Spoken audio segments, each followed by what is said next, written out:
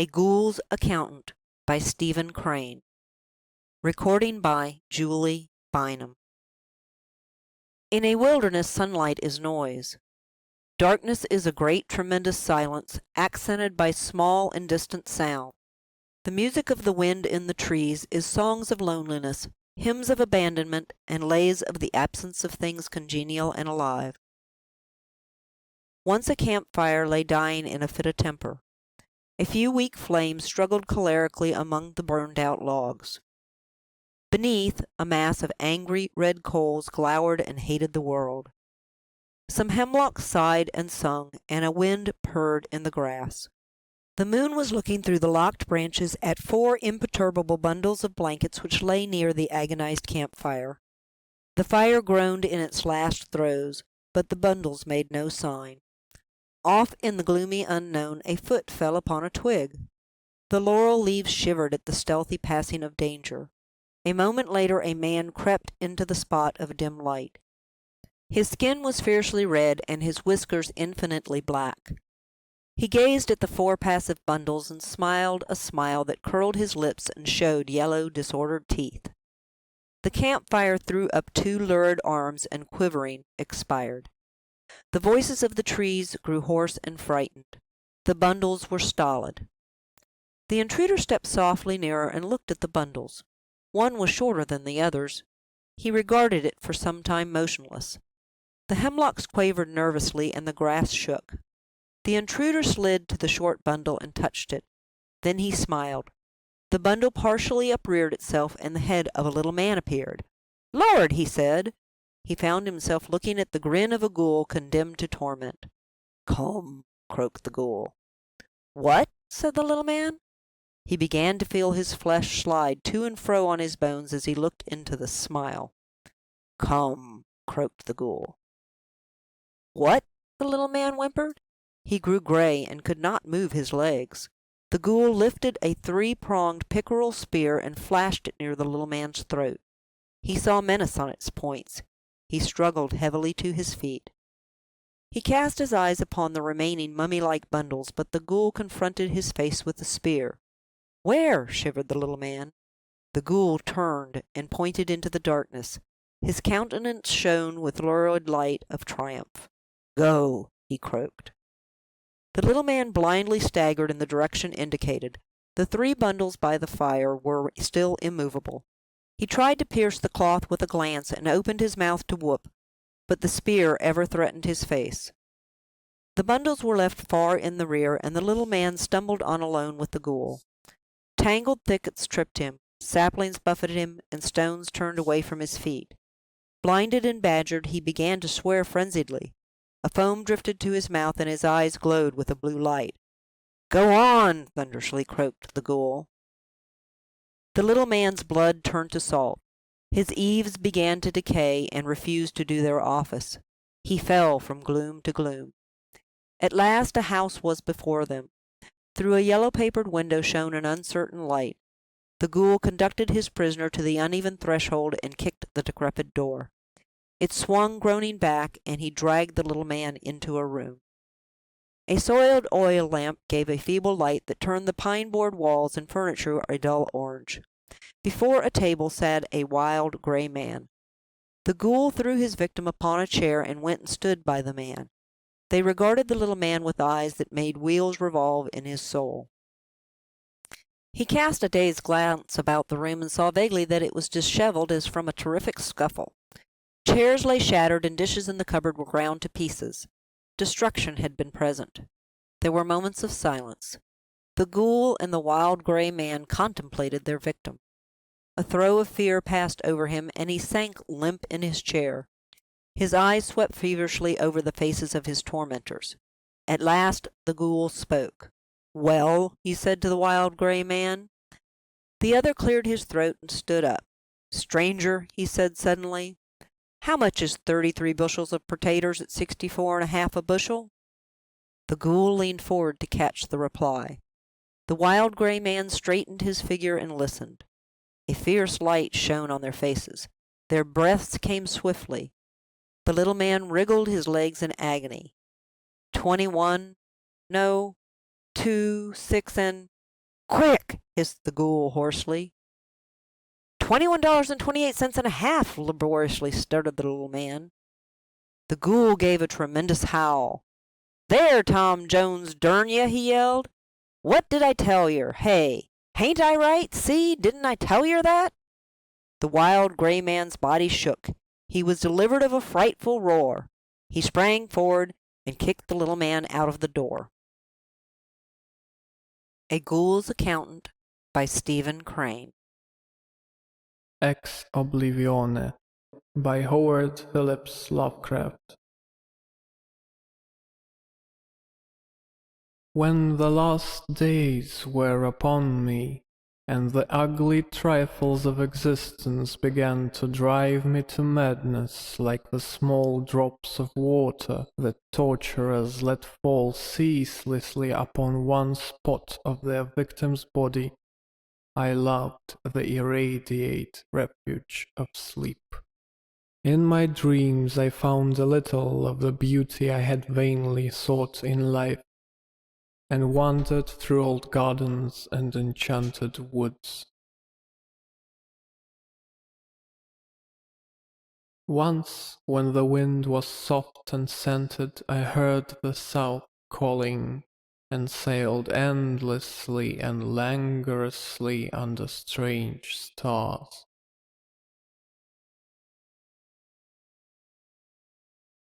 Once, when the gentle rain fell, I glided in a barge down a sunless stream under the earth, till I reached another world of purple twilight, iridescent arbors, and undying roses.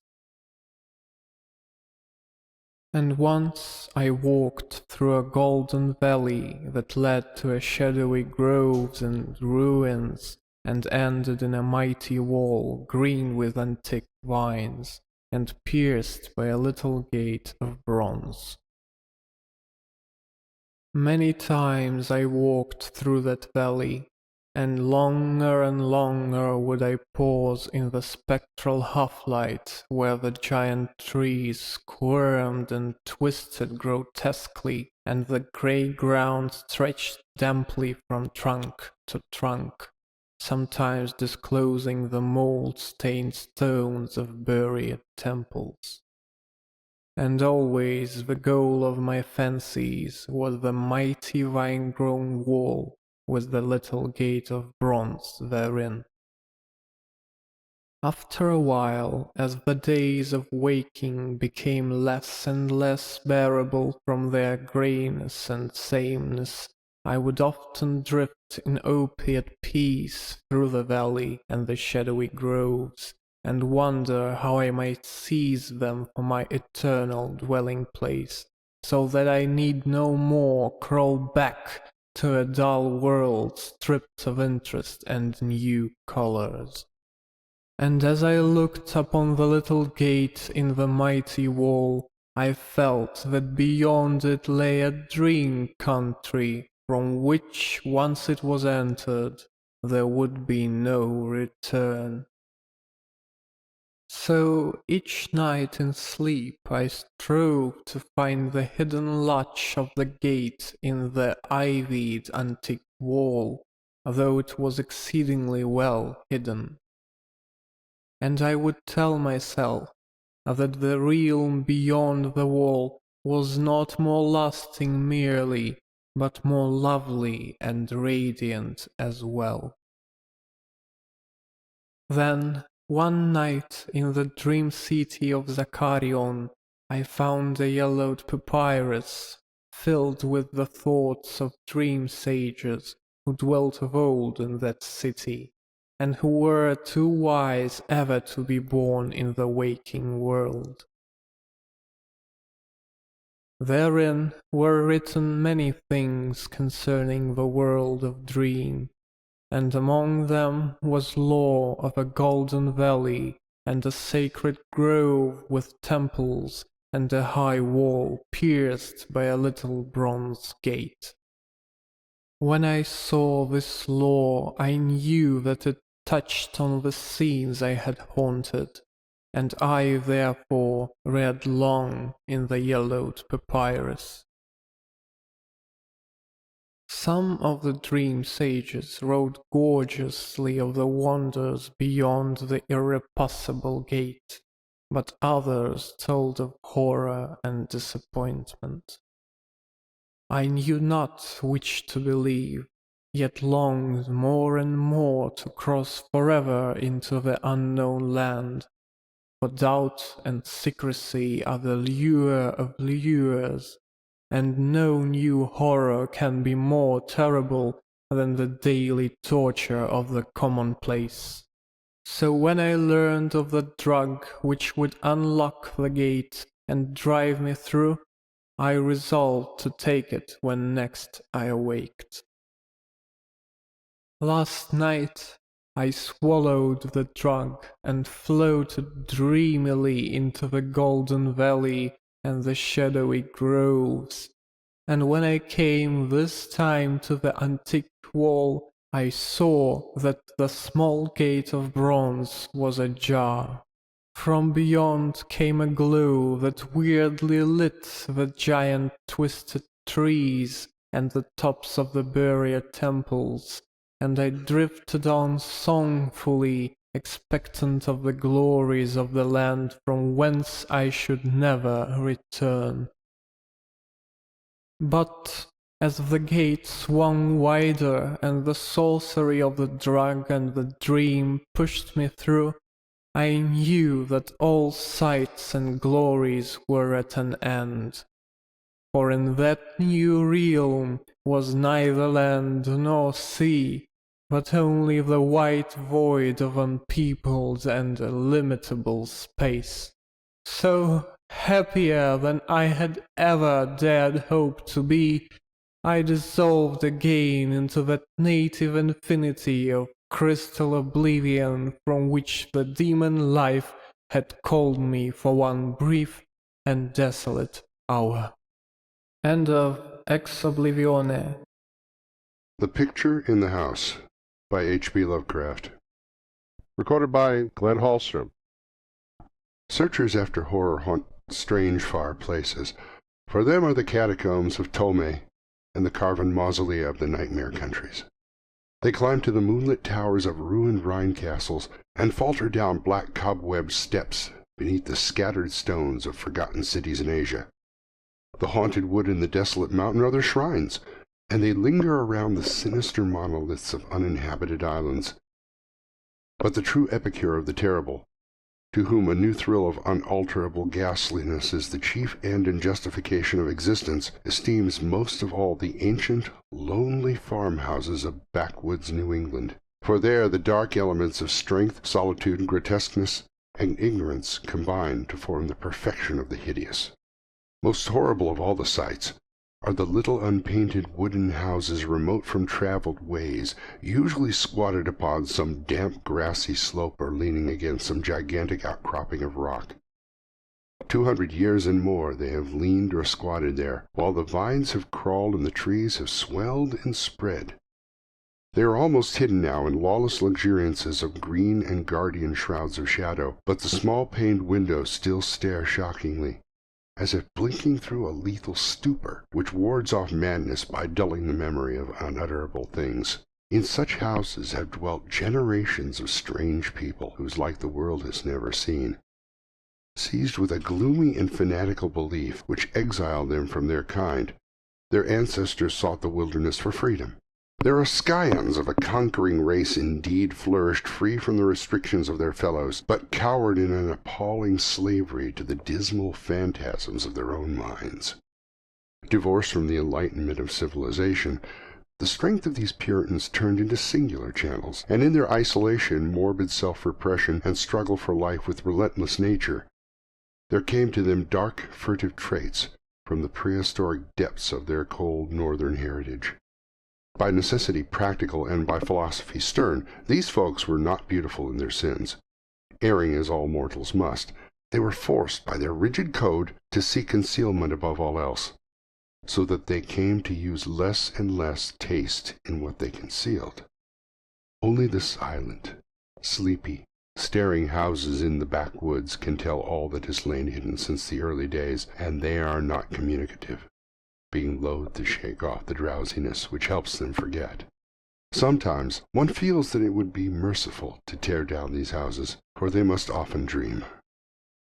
It was to a time-battered edifice of this description that I was driven one afternoon in November 1896 by a rain of such chilling copiousness that any shelter was preferable to exposure. I had been traveling for some time amongst the people of the Miskatonic Valley in quest of certain genealogical data, and from the remote, devious, and problematical nature of my course, had deemed it convenient to employ a bicycle, despite the lateness of the season. Now I found myself in an apparently abandoned road, which I had chosen as the shortest cut to Arkham, overtaken by the storm at a point far from any town, and confronted with no refuge save the antique and repellent wooden building, which blinked with bleared windows from between two huge leafless elms near the foot of a rocky hill. Distant though it is from the remnant of the road, the house none the less impressed me unfavorably the very moment I espied it. Honest, wholesome structures do not stare at travelers so slyly and hauntingly, and in my genealogical researches I had encountered legends of a century before, which biased me against places of this kind. Yet the force of the elements was such as to overcome my scruples, and I did not hesitate to wheel my machine up the weedy rise to the closed door which seemed at once so suggestive and secretive. I had somehow taken it for granted that the house was abandoned, yet as I approached I was not so sure, for though the walks were indeed overgrown with weeds, they seemed to retain their nature a little too well to argue complete desertion. Therefore, instead of trying the door, I knocked, feeling as I did so a trepidation I could scarcely explain. As I waited on the rough mossy rock which served as a doorstep, I glanced at the neighboring windows and the panes of the transom above me, and noticed that, although old, rattling, and almost opaque with dirt, they were not broken. The building, then, must still be inhabited, despite its isolation and general neglect. However, my rapping evoked no response, so after repeating the summons, I tried the rusty latch and found the door unfastened. Inside was a little vestibule with walls from which the plaster was falling, and through the doorway there came a faint but peculiarly hateful odor. I entered, carrying my bicycle, and closed the door behind me. Ahead rose a narrow staircase flanked by a small door, probably leading to the cellar, while to the left and right were closed doors leading to rooms on the ground floor. Leaning my cycle against the wall, I opened the door at the left and crossed into a small, low-ceilinged chamber, but dimly lighted by its two dusty windows and furnished in the barest and most primitive possible way. It appeared to be a kind of sitting room, for it had a table and several chairs and an immense fireplace, above which ticked an antique clock on a mantel. Books and papers were very few, and in the prevailing gloom I could not readily discern the titles.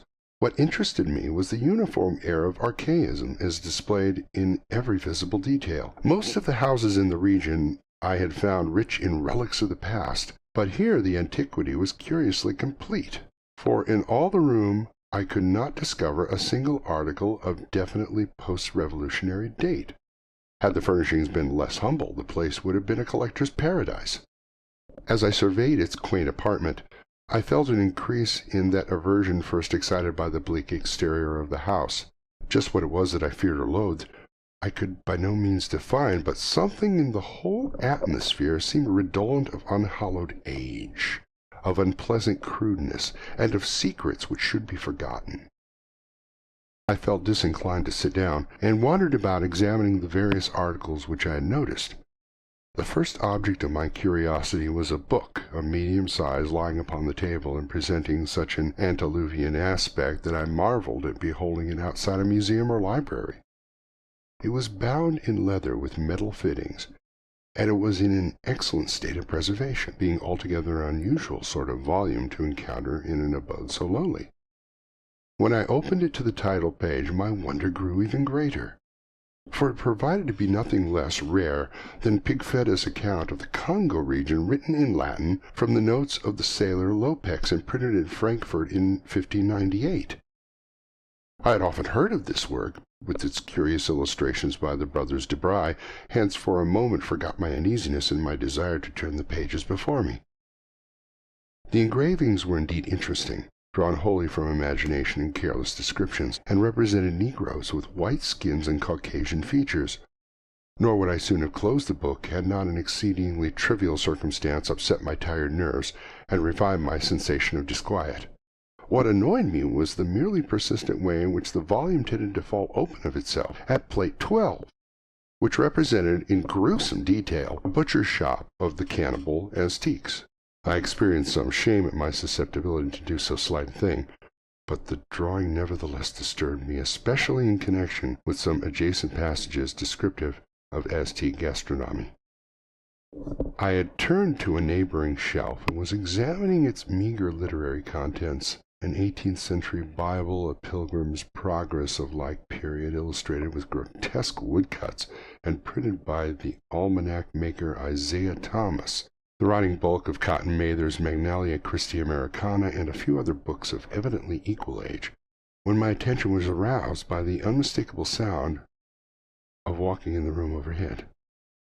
At first astonished and startled, considering the lack of response to my recent knocking at the door, I immediately afterward concluded that the walker had just awakened from a sound sleep, and listened with less surprise as the footsteps sounded on the creaking stairs.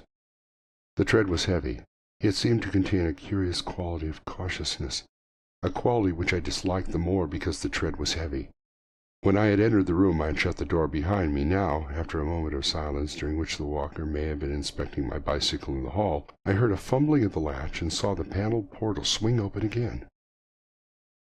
In the doorway stood a person of such singular appearance that I should have exclaimed aloud but for the restraints of good breeding. Old, white-bearded, and ragged, my host possessed a countenance and physique which inspired equal wonder and respect. His height could not have been less than 6 feet, and despite a general air of age and poverty, he was stout and powerful in proportion.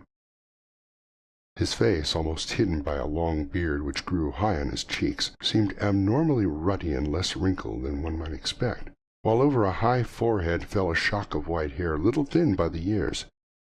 His blue eyes, though a trifle bloodshot, seemed inexplicably keen and burning. But for his horrible unkemptness, the man would have been as distinguished-looking as he was impressive. This unkemptness, however, made him offensive despite his face and figure. Of what his clothing consisted I could hardly tell, for it seemed to me no more than a mass of tatters surmounting a pair of high, heavy boots, and his lack of cleanliness surpassed description. The appearance of this man, and the instinctive fear he inspired, prepared me for something like enmity, so that I almost shuddered through surprise and a sense of uncanny incongruity when he motioned me to a chair and addressed me in a thin, weak voice full of fawning respect and ingratiating hospitality. His speech was very curious, an extreme form of Yankee dialect I had thought long extinct, and I studied it closely as he sat down opposite me for conversation. "Ketched in the rain, be ye?" he greeted. "Glad you was nigh the house and hadn't the sense to come right in. I calculate I was asleep outside here, d'ye. Ain't as young as I used to be, and I need a powerful sight of naps nowadays. Travelin' fur? I ain't seen many folks for long this road since they took off the Arkham stage." I replied that I was going to Arkham, and apologized for my rude entry into his domicile, whereupon he continued, "Glad to see ye, young sir. New faces is scarce account around here. I ain't got much to cheer me up these days. Guess you hail from Boston, don't you? I never been there, but I can tell a town man when I see him. We had one for D-Stick schoolmaster in '84, but he quit sudden, and no one ever heard of him since." Here the old man lapsed into a kind of chuckle, and made no explanation when I questioned him. He seemed to be in an aboundingly good humor, yet to possess those eccentricities which one might guess from his grooming. For some time he rambled on with an almost feverish geniality, when it struck me to ask him how he came by so rare a book as Pigfetta's Regnum Congo. The effect of this volume had not left me, and I felt a certain hesitancy in speaking of it, but curiosity overmastered all the vague fears which I had steadily accumulated since my first glimpse of the house. To my relief, the question did not seem an awkward one, for the old man answered freely and volubly. Oh, that African book? Captain Ebenezer Holt traded me that in '68. Him as was killed in the war. Something about the name Ebenezer Holt caused me to look up sharply. I had encountered it in my genealogical work, but not in any record since the Revolution. I wondered if my host could help me in the task at which I was laboring, and resolved to ask him about it later on. He continued, Ebenezer was on a Salem merchantman for years, and picked up a slight of queer stuff at every port. He got this in London, I guess. He used to like to buy things at the shops. I was up to his house once, on the hill, trading horses. When I see this book, I relish the pictures, so I gave it to me in a swap. It's a queer book. Here, let me get my spectacles. The old man fumbled among his rags, producing a pair of dirty and amazingly antique glasses with small octagonal lenses and steel bows. Donning these, he reached for the volume on the table and turned the pages lovingly. Ebenezer could read a little of this. 'Tis Latin, but I can't. Had 2 or 3 schoolmasters read me a bit. And Passion Clark, him they say got drowned at the pond. Can you make anything out in it? I told him that I could, and translated for his benefit a paragraph near the beginning. If I erred, he was not scholar enough to correct me, for he seemed childishly pleased at my English version. His proximity was becoming rather obnoxious, yet I saw no way to escape without offending him. I was amused at the childish fondness of this ignorant old man for the pictures in a book he could not read, and wondered how much better he could read the few books in English which adorned the room. This revelation of simplicity removed much of the ill-defined apprehension I had felt, and I smiled as my host rambled on. Queer how pictures can set a body thinking. Take this in here near the front. You ever seen trees like that with big leaves flopping on over and down? And them men, them can't be niggers. They do beat all, kind of like Injuns, I guess, even if they be in Afriky. Some of these critters looks like monkeys, or half monkeys and half men, but I never heard of nothing like this'n. Here he pointed to a fabulous creature of the artist, which one might describe as a sort of dragon with the head of an alligator. Now I'll show you the best one, now over here in the middle. The old man's speech grew a trifle thicker, and his eyes assumed a brighter glow, but his fumbling hands, though seemingly clumsier than before, were entirely adequate to their mission. The book fell open almost of its own accord, as if from frequent consultation at this place, to the repellent 12th plate, showing a butcher shop amongst the Aztec cannibals. My sense of restlessness returned, though I did not exhibit it. This especially bizarre thing was that the artist had made his Africans look like white men. The limbs and quarters hanging about the walls of the shop were ghastly, while the butcher with his axe was hideously incongruous. But my host seemed to relish the view as much as I disliked it. What do you think of this? Ain't never seen the like hereabouts, eh? When I see this, I tell Jeb Holt, that's something to stir you up and make your blood tickle. When I read the scripter about slaying, like them midnights was slew, I kind of think things, but ain't got no picture of it. Here a body can see all there is to it. I suppose 'tis sinful, but ain't we all born living in sin? That feller being chopped gives you quite a tickle every time I look at him. I hate to keep looking at him to see where the butcher cut off his feet. There's the head on that branch, with one arm side of it, and t'other arm's on the side of a meat block. As the man mumbled on in his shocking ecstasy, the expression on his hairy, speckled face became indescribable, but his voice sank rather than mounted. My own sensations can scarcely be recorded. All the terror I had dimly felt before rushed upon me actively and vividly, and I knew that I loathed the ancient and abhorrent creature so near me with an infinite intensity. His madness, or at least his partial perversion, seemed beyond dispute. He was almost whispering now, with a huskiness more terrible than a scream, and I trembled as I listened. As I says, 'tis queer how pictures set you thinking. Do you know, young sir, I'm right set on this one here. After I got this book off Eb, I used to look at it a lot, especially when I'd heard Passion Clark ranting Sundays in his big wig. Once I tried something funny. Here, young sir, don't get scared. All I done was to look at that picture afore I killed a sheep for market. Killing sheep was kinder more fun after looking at it. The tone of the old man sank very low, sometimes becoming so faint that his words were hardly audible. I listened to the rain, and to the rattling of the bleared small-paned windows, and marked a rumbling of approaching thunder quite unusual for the season. Once a terrific flash and peal shook the frail house to its foundations, but the whisperer never seemed to notice it. Killing sheep was kind of more fun, but t'wain't quite satisfying. Queer how a craven gets a hold of you. And as you love the almighty young man, don't tell nobody. But I swear to God, that picture began to make me hungry for victuals I couldn't raise her by. Here, sit still. What's ailing you? I didn't do nothing, only wondered how 'twould be if I did. They say meat makes blood and flesh and gives you new life, so I wondered if 'twould make a man live longer if 'twas more of the same. But the whisperer never continued.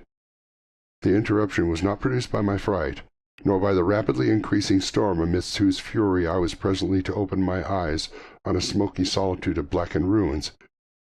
It was produced by a simple, though somewhat unusual, happening. The book lay flat between us, with the picture staring repulsively upward. As the old man whispered the words, "more the same," a tiny splattering impact was heard, and something showed on the yellow paper of the upturned volume. I thought of the rain and of a leaky roof, but rain is not red. On the butcher's shop of the Aztec cannibals, a small red splattering glistened picturesque, lending vividness to the horror of the engraving. The old man saw it, and stopped whispering even before my expression of horror made it necessary. Saw it, and glanced quickly toward the door of the room he had left an hour before. I followed his glance, and beheld just above us, on the loose plaster of the ancient ceiling, a large irregular spot of wet crimson, which seemed to spread even as I viewed it. I did not shriek or move, but merely shut my eyes. A moment later came the titanic thunderbolt of thunderbolts, blasting that accursed house of unutterable secrets, and bringing the oblivion which alone saved my mind. End of Picture in the House. Rattle of Bones by Robert E. Howard. This recording is by Paul Siegel. Landlord, ho! The shout broke the lowering silence and reverberated through the black forest with sinister echoing. This place hath a forbidding aspect, meseemeth. 2 men stood in front of the Forest Tavern. The building was low, long, and rambling, built of heavy logs. Its small windows were heavily barred, and the door was closed. Above the door its sinister sign showed faintly, a cleft skull. This door swung slowly open, and a bearded face peered out. The owner of the face stepped back and motioned his guests to enter, with a grudging gesture, it seemed. A candle gleamed on a table. A flame smoldered in the fireplace. "Your names?" "Solomon Kane," said the taller man briefly. "Gaston Larmont," the other spoke curtly. "But what is that to you?" "Strangers are few in the Black Forest," grunted the host.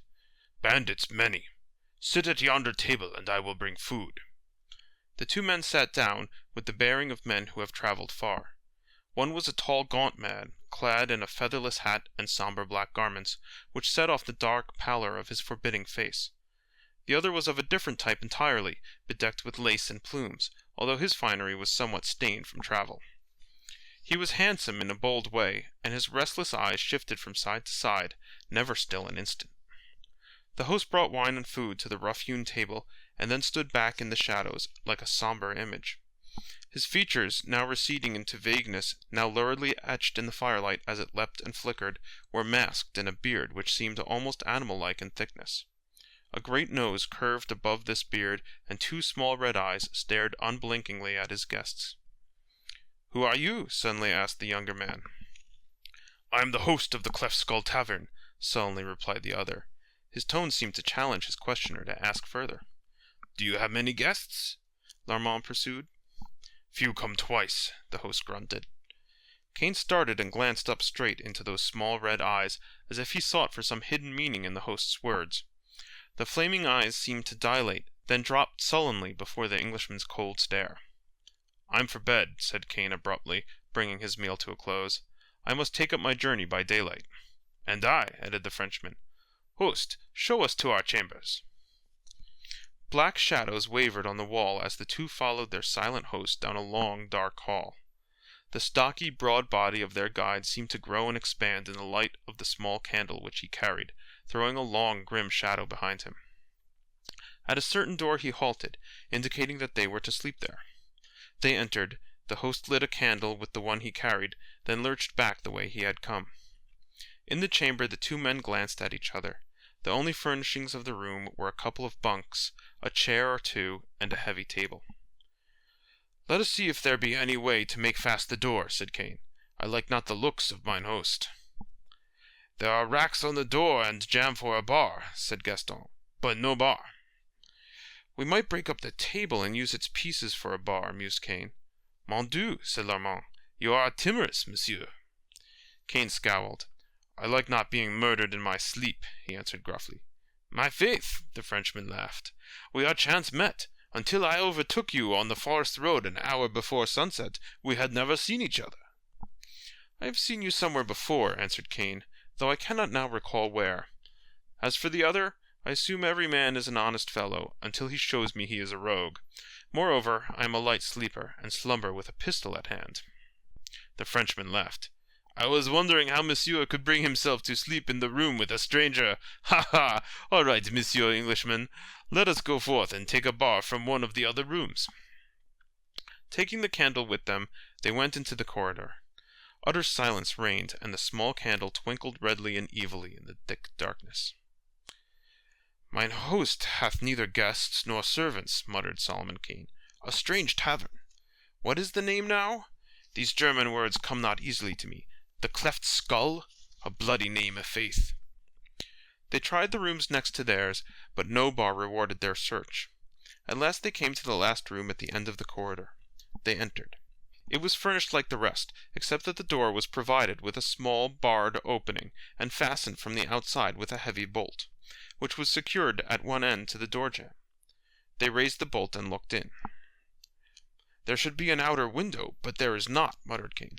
"Look!" The floor was stained darkly. The walls and the one bunk were hacked in places, great splinters having been torn away.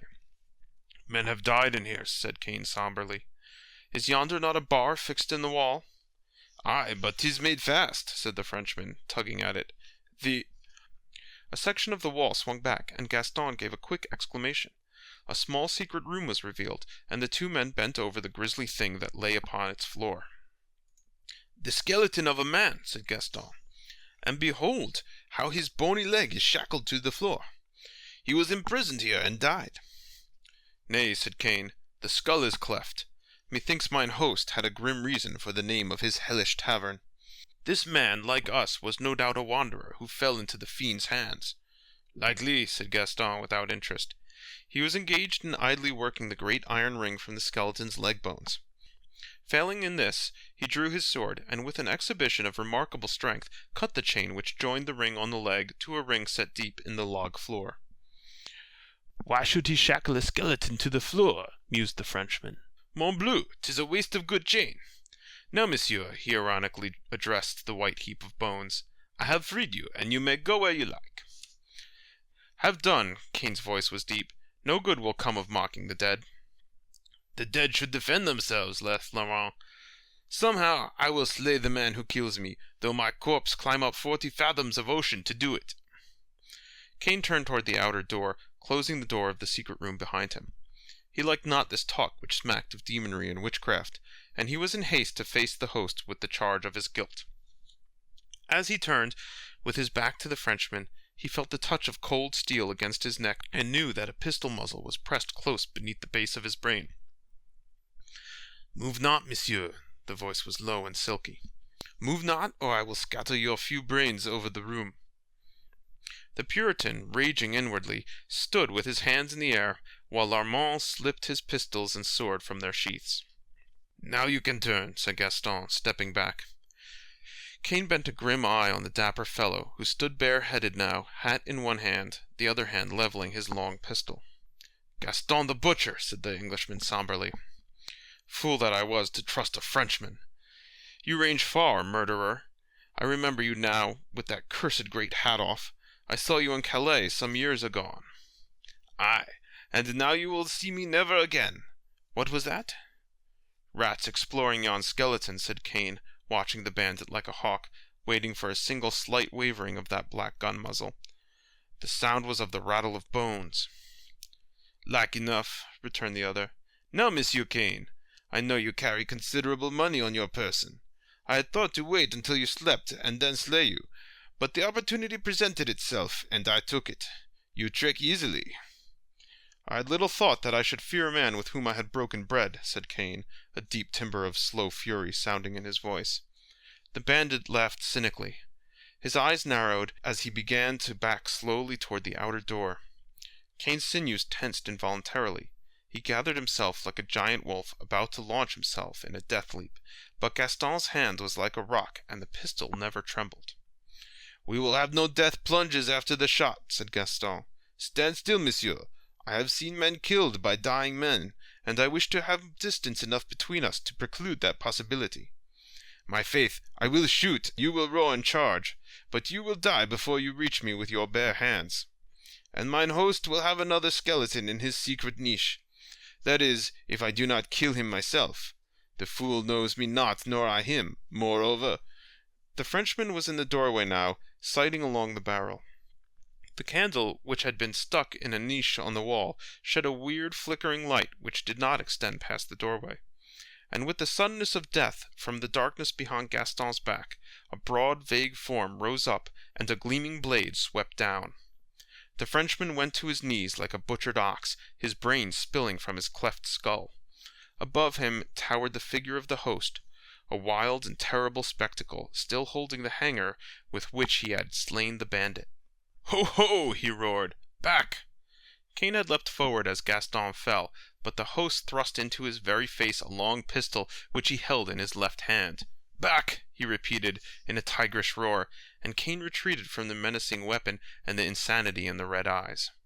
The Englishman stood silent, his flesh crawling as he sensed a deeper and more hideous threat than the Frenchman had offered. There was something inhuman about this man, who now swayed to and fro like some great forest beast, while his mirthless laughter boomed out again. "Gaston the Butcher!" he shouted, kicking the corpse at his feet.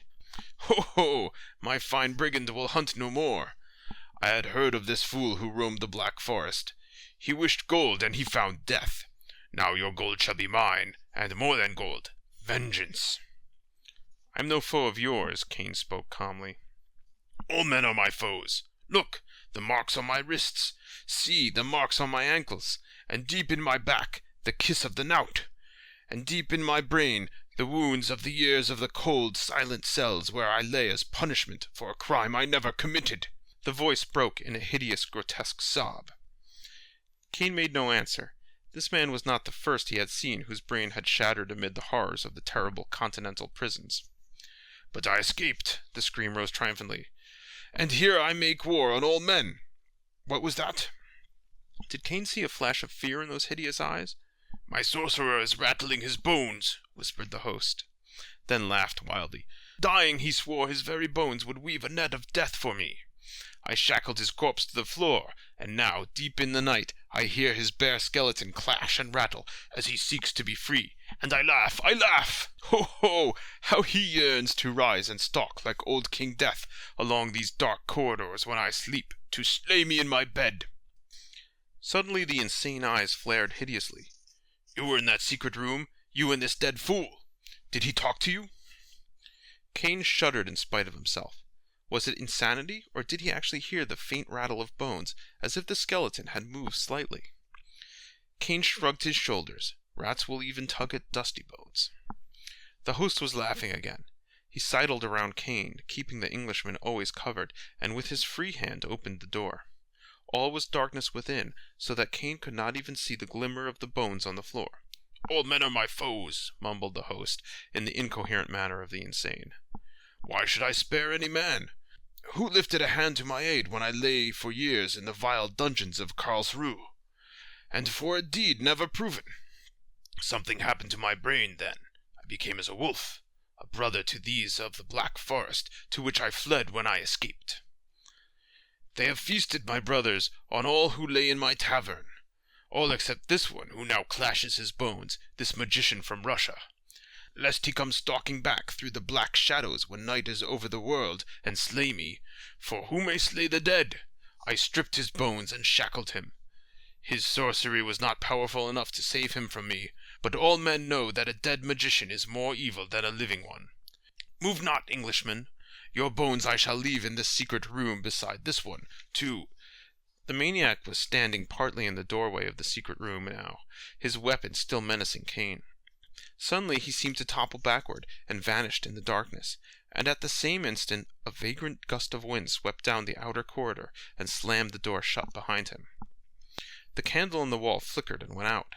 Kane's groping hands, sweeping over the floor, found a pistol, and he straightened, facing the door where the maniac had vanished. He stood in the utter darkness, his blood freezing, while a hideous muffled screaming came from the secret room, intermingled with the dry, grisly rattle of fleshless bones. Then silence fell. Kane found flint and steel and lighted the candle. Then, holding it in one hand and the pistol in the other, he opened the secret door. "Great God!" he muttered, as cold sweat formed on his body. "This thing is beyond all reason, yet with mine own eyes I see it. 2 vows have here been kept, for Gaston the butcher swore that even in death he would avenge his slaying, and his was the hand which set yon fleshless monster free. And he—" The host of the cleft skull lay lifeless on the floor of the secret room, his bestial face set in lines of terrible fear, and deep in his broken neck were sunk the bare finger bones of the sorcerer's skeleton. End of Rattle of Bones. The Raven by Edgar Allan Poe. Read by Zoe Early. Once upon a midnight dreary, while I pondered, weak and weary, over many a quaint and curious volume of forgotten lore, while I nodded, nearly napping, suddenly there came a tapping, as of someone gently rapping at my chamber door. "'Tis some visitor," I muttered, "tapping at my chamber door. Only this, and nothing more." Ah, distinctly I remember, it was in the bleak December, and each separate dying ember wrought its ghost upon the floor. Eagerly I wished the morrow, vainly I had sought to borrow from my books surcease of sorrow, sorrow for the lost Lenore, for the rare and radiant maiden whom the angels named Lenore, nameless here forevermore. And the silken, sad, uncertain rustling of each purple curtain thrilled me, filled me with fantastic terrors never felt before, so that now, to still the beating of my heart, I stood repeating, "'Tis some visitor entreating entrance at my chamber door, some late visitor entreating entrance at my chamber door. This it is, and nothing more." Presently my soul grew stronger, hesitating then no longer. "Sir," said I, "or madam, truly your forgiveness I implore, but the fact is I was napping, and so gently you came rapping, and so faintly you came tapping at my chamber door, that I scarce was sure I heard you. Here I opened wide the door, but darkness there, and nothing more." Deep into that darkness peering, long I stood there, wondering, fearing, doubting, dreaming dreams no mortal ever dared to dream before. But the silence was unbroken, and the darkness gave no token, and the only word there spoken was the whispered word, "Lenore?" This I whispered, and an echo murmured back the word, "Lenore?" Merely this, and nothing more. Back into the chamber turning, all my soul within me burning, soon again I heard a tapping, somewhat louder than before. "Surely," said I, "surely that is something at my window lattice. Let me see then what thereat is, and this mystery explore. Let my heart be still a moment, and this mystery explore. 'Tis the wind, and nothing more." Open here I flung the shutter, when with many a flirt and flutter, in there stepped a stately raven of the saintly days of yore.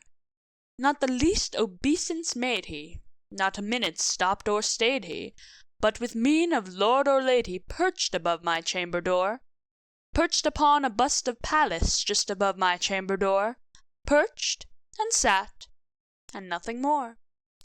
Then this ebony bird beguiling my sad fancy into smiling, by the grave and stern decorum of the countenance it wore. Though thy crest be shorn and shaven, thou, I said, art sure no craven, ghastly, grim, and ancient raven, wandering from the nightly shore. Tell me what thy lordly name is on the night's Plutonian shore. Quoth the raven, Nevermore. But the raven, sitting lonely on the placid bust, spoke only that one word, as if his soul in that one word he did outpour. Nothing further than he uttered, not a feather than he fluttered, till I scarcely more than muttered, Other friends have flown before. On the morrow he will leave me as my hopes have flown before. Then the bird said, Nevermore. Startled at the stillness broken by reply so aptly spoken, Doubtless, said I, what it utters is its only stock and store, caught from some unhappy master, whom unmerciful disaster followed fast and followed faster, till his songs one burden bore, till the dirges of his hope that melancholy burden bore, of never, nevermore. But the raven still beguiling all my sad soul into smiling, straight I wheeled a cushioned seat in front of bird and bust and door. Then upon the velvet sinking, I betook myself to linking fancy unto fancy, thinking what this ominous bird of yore, what this grim, ungainly, gaunt, and ominous bird of yore meant in croaking nevermore.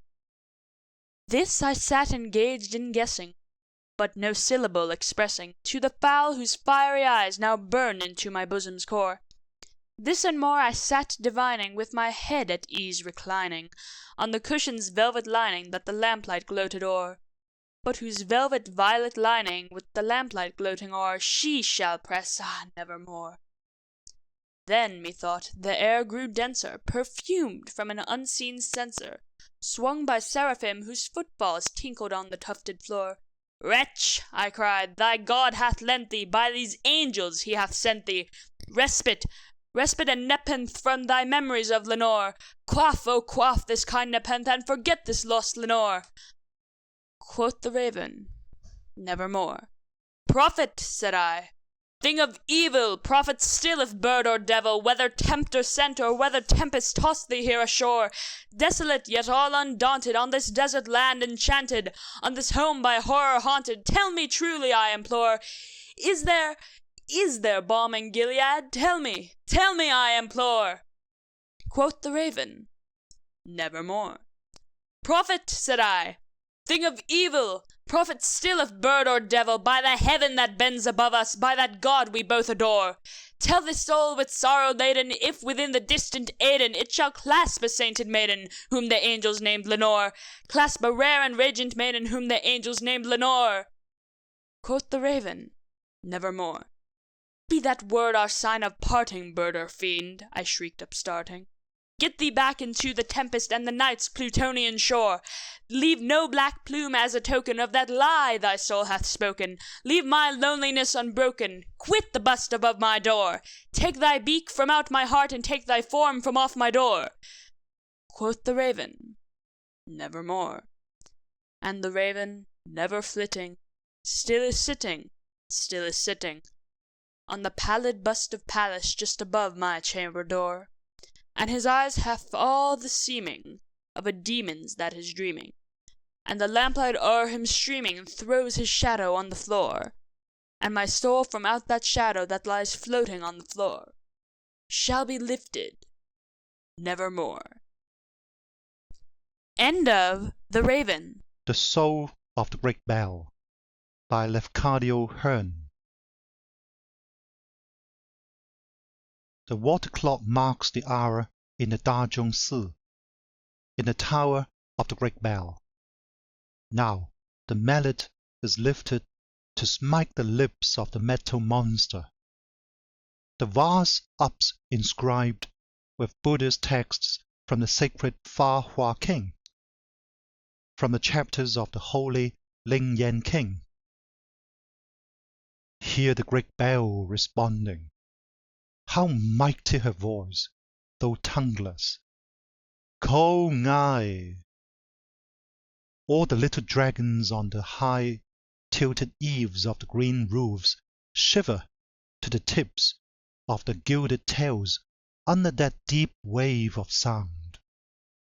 All the porcelain gargoyles tremble on the carven perches. All the 100 little bells of the pagodas quiver with desire to speak. Ko Ngai. All the green and gold tiles of the temple are vibrating. The wooden goldfish above them are writhing against the sky. The uplifted finger of Fo shakes high over the heads of the worshippers through the blue fog of incense. Ko Ngai. What a thunder tone was that! All the lacquered goblins on the palace cornices wriggle their fire-coloured tongues. And after each huge shock, how wondrous the multiple echo and the great golden moan and, at last, the sudden sibilant sobbing in the ears when the immense tone faints away in the broken whispers of silver, as though a woman should whisper, Hiai. Even so the great bell bath sounded every day for well nigh 500 years. Ko Ngai.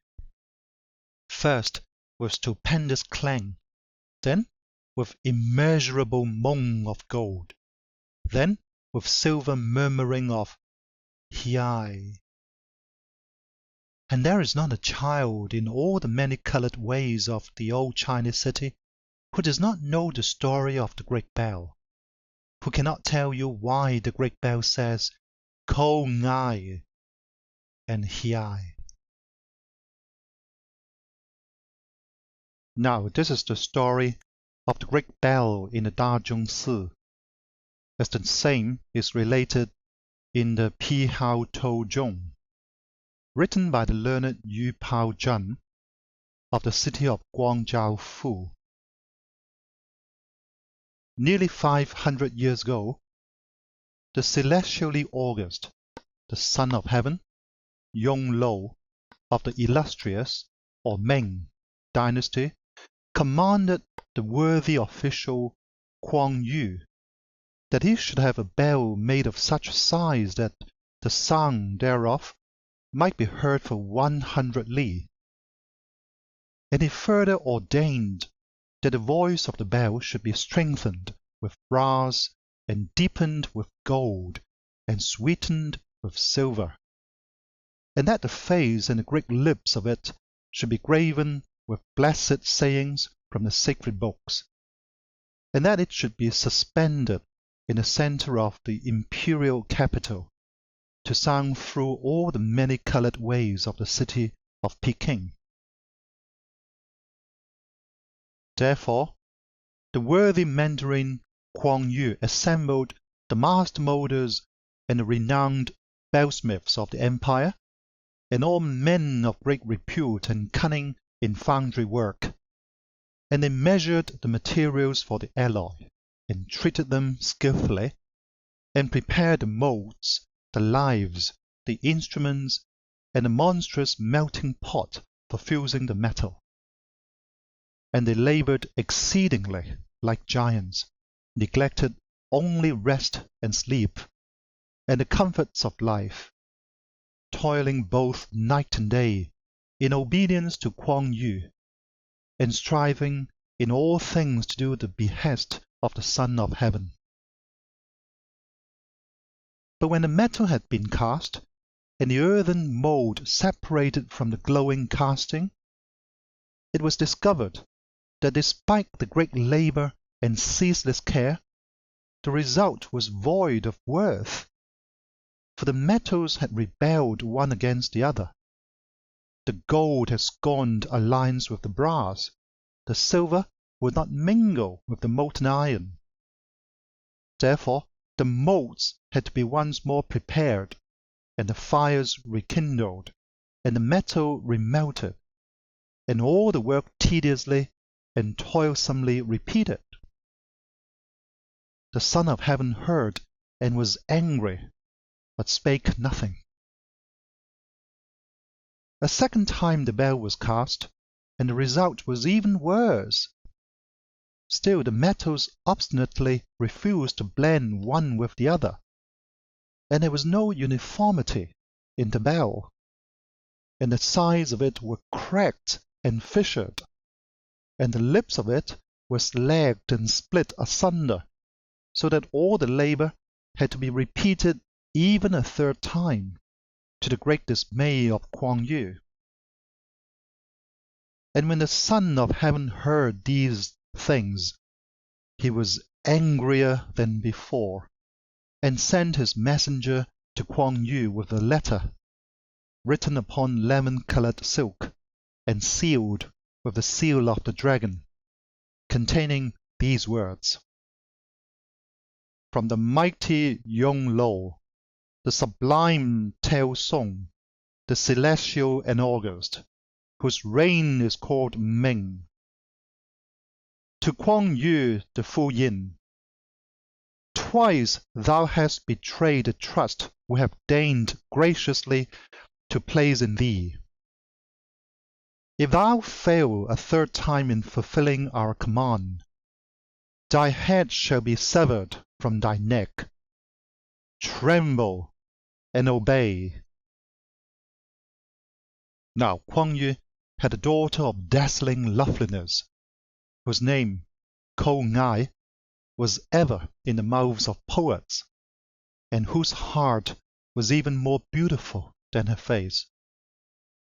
Ko Ai loved her father with such love that she had refused 100 worthy suitors rather than make his home desolate by her absence. And when she had seen the awful yellow missive, sealed with the dragon seal, Saya fainted away with fear for her father's sake. And when her senses and her strength returned to her, she could not rest or sleep for thinking of her parents' danger, until she had secretly sold some of her jewels, and with the money so obtained had hastened to an astrologer, and paid him a great price to advise her by what means her father might be saved from the peril impending over him. So the astrologer made observations of the heavens, and marked the aspect of the silver stream, which we call the Milky Way, and examined the signs of the zodiac, the Huang Tao or Yellow Road, and consulted the table of the 5 Hin, or principles of the universe, and the mystical books of the alchemists. And after a long silence he made answer to her, saying, Gold and brass will never meet in wedlock. Silver and iron never will embrace until the flesh of a maiden be incited in the crucible, until the blood of a virgin be mixed with the metals in the fusion. So Ko Ngai returned home sorrowful at heart, but she kept secret all that she had heard, and told no one what she had done. At last came the awful day when the third and last effort to cast the great bell was to be made, and Ko Ngai, together with her waiting woman, accompanied her father to the foundry, and they took their places upon a platform overlooking the toiling of the moulders and the lava of liquefied metal. All the workmen wrought their tasks in silence. There was no sound heard but the muttering of the fires, and the muttering deepened into a roar like the roar of typhoons approaching. And the blood-red lake of metal slowly brightened like the vermilion of a sunrise, and the vermilion was transmuted into a radiant glow of gold, and the gold whitened blindingly like the silver face of a full moon. Then the workers ceased to feed the raving flame, and all fixed through eyes upon the eyes of Kuang Yu. and Kuang Yu prepared to give the signal to cast. But ere ever he lifted his finger, a cry caused him to turn his head, and all heard the voice of Ko Ngai sounding sharply sweet, as a bird's song above the great thunder of the fires. For thy sake, O my father! And even as she cried, she leaped into the white flood of metal, and the lava of the furnace roared to receive her, and spattered monstrous flakes of flame to the roof, and burst over the verge of the earthen crater, and cast up a whirling fountain of many-colored fires, and subsided quakingly, with lightnings and with thunders and with mutterings.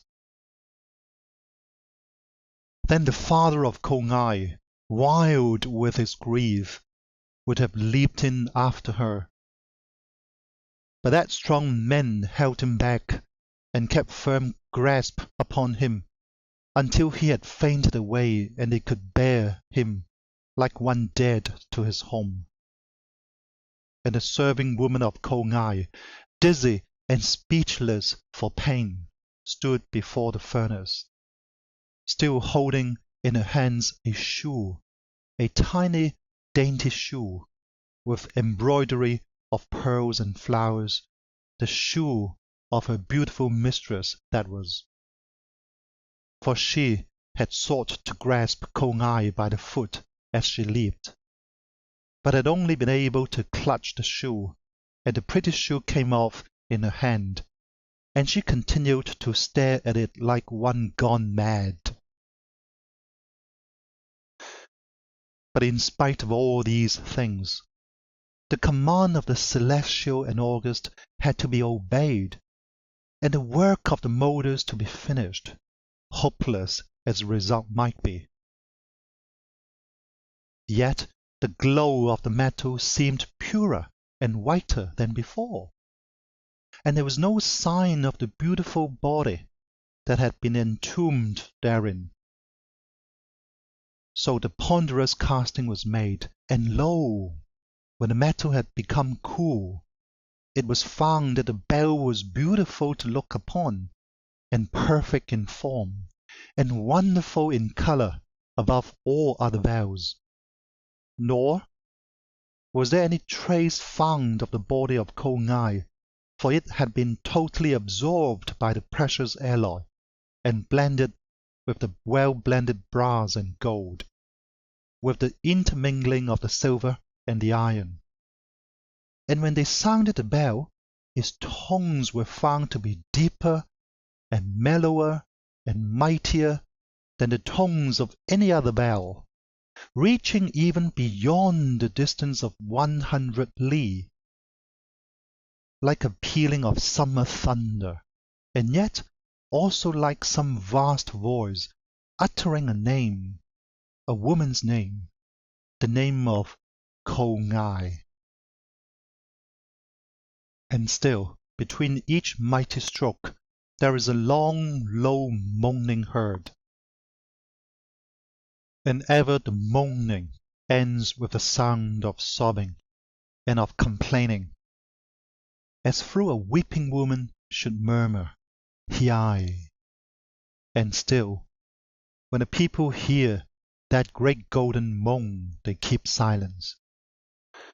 But when the sharp, sweet shuddering comes in the air, and the sobbing of "Hiai," then, indeed, do all the Chinese mothers in all the many-coloured ways of Peking whisper to their little ones, "Listen, that is Ko Ngai crying for her shoe.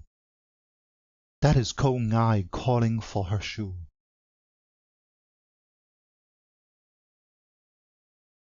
End of The Soul of the Great Bell. The Story of Nashi Hoishi by Lafcadio Hearn. Read by Mark Nelson. More than 700 years ago, at Dannoura in the Straits of Shimonoseki, was fought the last battle of the long contest between the Heike, or Terra clan, and the Genji, or Minamoto clan. There the Heike perished utterly, with their women and children, and their infant emperor likewise, now remembered as Antoku Tenno. And that sea and shore have been haunted for 700 years. Elsewhere I told you about the strange crabs found there, called Heike crabs, which have human faces on their backs and are said to be the spirits of the Heike warriors. But there are many strange things to be seen and heard along that coast. On dark nights, thousands of ghostly fires hover about the beach, or flit above the waves, pale lights which the fishermen call onibi, or demon fires. And whenever the winds are up, a sound of great shouting comes from that sea, like a clamor of battle. In former years, the Heike were much more restless than they now are. They would rise about ships passing in the night and try to sink them, and at all times they would watch for swimmers, to pull them down. It was in order to appease those dead that the Buddhist temple Amadaji was built at Akamagaseki. A cemetery also was made close by, near the beach, and within it were set up monuments inscribed with the names of the drowned emperor and of his great vassals. And Buddhist services were regularly performed there on behalf of the spirits of them. After the temple had been built and the tombs erected, the Heike gave less trouble than before, but they continued to do queer things at intervals, proving that they had not found the perfect peace. Some centuries ago there lived at Akamagaseki a blind man named Hoishi, who was famed for his skill in recitation and in playing upon the biwa. From childhood he had been trained to recite and to play, and while yet a lad he had surpassed his teachers. As a professional biwa hoshi, he became famous chiefly by his recitations of the history of the Heike and the Genji. And it is said that when he sang the song of the Battle of Dan-no-ura, even the goblins, Kijin, could not refrain from tears. At the outset of his career, Hoichi was very poor, but he found a good friend to help him. The priest of the Amadaji was fond of poetry and music, and he often invited Hoichi to the temple to play and recite. Afterwards, being much impressed by the wonderful skill of the lad, the priest proposed that Hoichi should make the temple his home, and this offer was gratefully accepted. Hoichi was given a room in the temple building, and in return for food and lodging, he was required only to gratify the priest with a musical performance on certain evenings, when otherwise disengaged.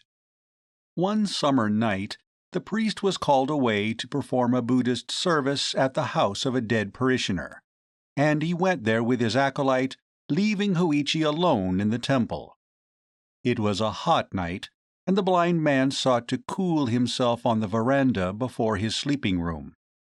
The veranda overlooked a small garden in the rear of the Amadaji. There Hoichi waited for the priest's return, and tried to relieve his solitude by practicing upon his biwa. Midnight passed, and the priest did not appear. But the atmosphere was still too warm for comfort within doors, and Hoichi remained outside. At last he heard steps approaching from the back gate. Somebody crossed the garden, advanced to the veranda, and halted directly in front of him. But it was not the priest. A deep voice called the blind man's name, abruptly and unceremoniously, in the manner of a samurai summoning an inferior. "Hoichi." "Hi!" answered the blind man, frightened by the menace in the voice. "I am blind. I cannot know who calls." "There is nothing to fear," the stranger exclaimed, speaking more gently. "I am stopping near this temple, and have been sent to you with a message. My present lord, a person of exceedingly high rank, is now staying in Akamagaseki, with many noble attendants. He wished to view the scene of the Battle of Dan-no-ura, and today he visited that place. Having heard of your skill in reciting the story of the battle, he now desires to hear your performance. So, you will take your biwa and come with me at once to the house where the august assembly is waiting."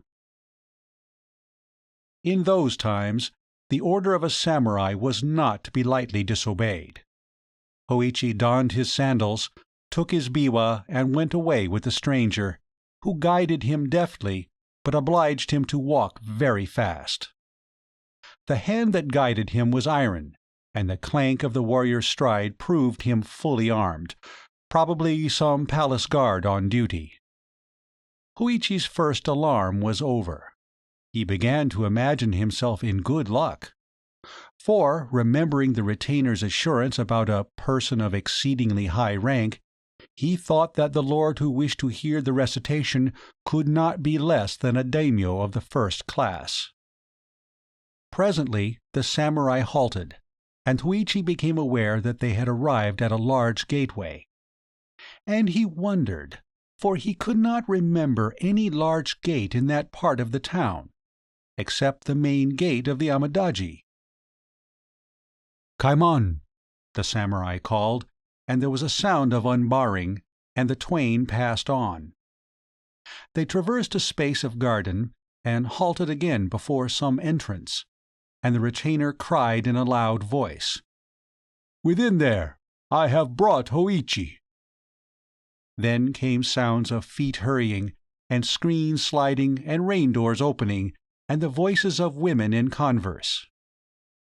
By the language of the women, Hoichi knew them to be domestics in some noble household, but he could not imagine to what place he had been conducted. Little time was allowed him for conjecture. After he had been helped to mount several stone steps, upon the last of which he was told to leave his sandals, a woman's hand guided him among interminable reaches of polished planking, and round pillared angles too many to remember, and over widths amazing of matted floor, into the middle of some vast apartment.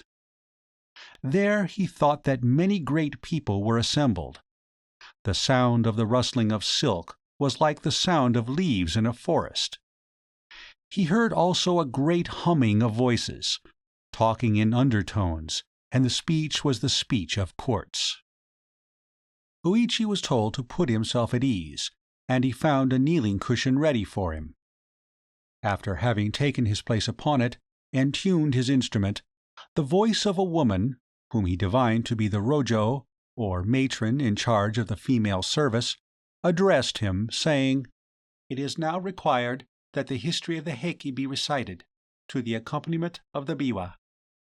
Now, the entire recital would have required a time of many nights. Therefore Hoichi ventured a question.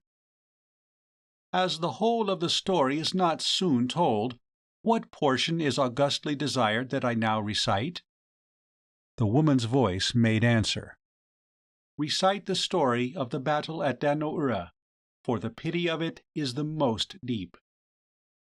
Then Hoichi lifted up his voice and chanted the chant of the fight on the bitter sea, wonderfully making his biwa to sound like the straining of oars and the rushing of ships, the whir and hissing of arrows, the shouting and trampling of men, the crashing of steel upon helmets, the plunging of slain in the flood. And to the left and right of him, in the pauses of his playing, he could hear voices murmuring praise. "How marvelous an artist! Never in our province was playing heard like this. Not in all the empire is there another singer like Hoichi." Then fresh courage came to him, and he played and sang yet better than before, and a hush of wonder deepened about him. But when at last he came to tell the fate of the fair and helpless, the piteous perishing of the women and children, and the death leap of Nii no Ama, with the imperial infant in her arms, then all the listeners uttered together one long, long, shuddering cry of anguish, and thereafter they wept and wailed so loudly and so wildly that the blind man was frightened by the violence and grief that he had made. For much time the sobbing and the wailing continued. But gradually the sounds of lamentation died away, and again in the great stillness that followed, Hoichi heard the voice of the woman whom he supposed to be the Rojo. She said, "Although we have been assured that you are a very skilful player upon the biwa, and without an equal in recitative, we did not know that any one could be so skilful as you have proved yourself tonight. Our Lord has been pleased to say that he intends to bestow upon you a fitting reward. But he desires that you shall perform before him once every night for the next 6 nights, after which time he will probably make his august return journey. Tomorrow night, therefore, you are to come here at the same hour. The retainer who tonight conducted you will be sent for you. There is another matter about which I have been ordered to inform you. It is required that you shall speak to no one of your visits here during the time of our Lord's august sojourn at Akamagaseki. As he is traveling incognito, he commands that no mention of these things be made. You are now free to go back to your temple." After Hoichi had duly expressed his thanks, a woman's hand conducted him to the entrance of the house, where the same retainer who had before guided him was waiting to take him home. The retainer led him to the veranda at the rear of the temple, and there bade him farewell. It was almost dawn when Hoichi returned, but his absence from the temple had not been observed, as the priest, coming back at a very late hour, had supposed him asleep. During the day Hoichi was able to take some rest, and he said nothing about his strange adventure. In the middle of the following night, the samurai again came for him and led him to the august assembly, where he gave another recitation with the same success that had attended his previous performance. But during his second visit his absence from the temple was accidentally discovered, and after his return in the morning he was summoned to the presence of the priest, who said to him in a tone of kindly reproach, "We have been very anxious about you, friend Hoichi. To go out, blind and alone, at so late an hour is dangerous. Why did you go without telling us? I could have ordered a servant to accompany you. And where have you been?" Hoichi answered evasively, "Pardon me, kind friend. I had to attend to some private business, and I could not arrange the matter at any other hour."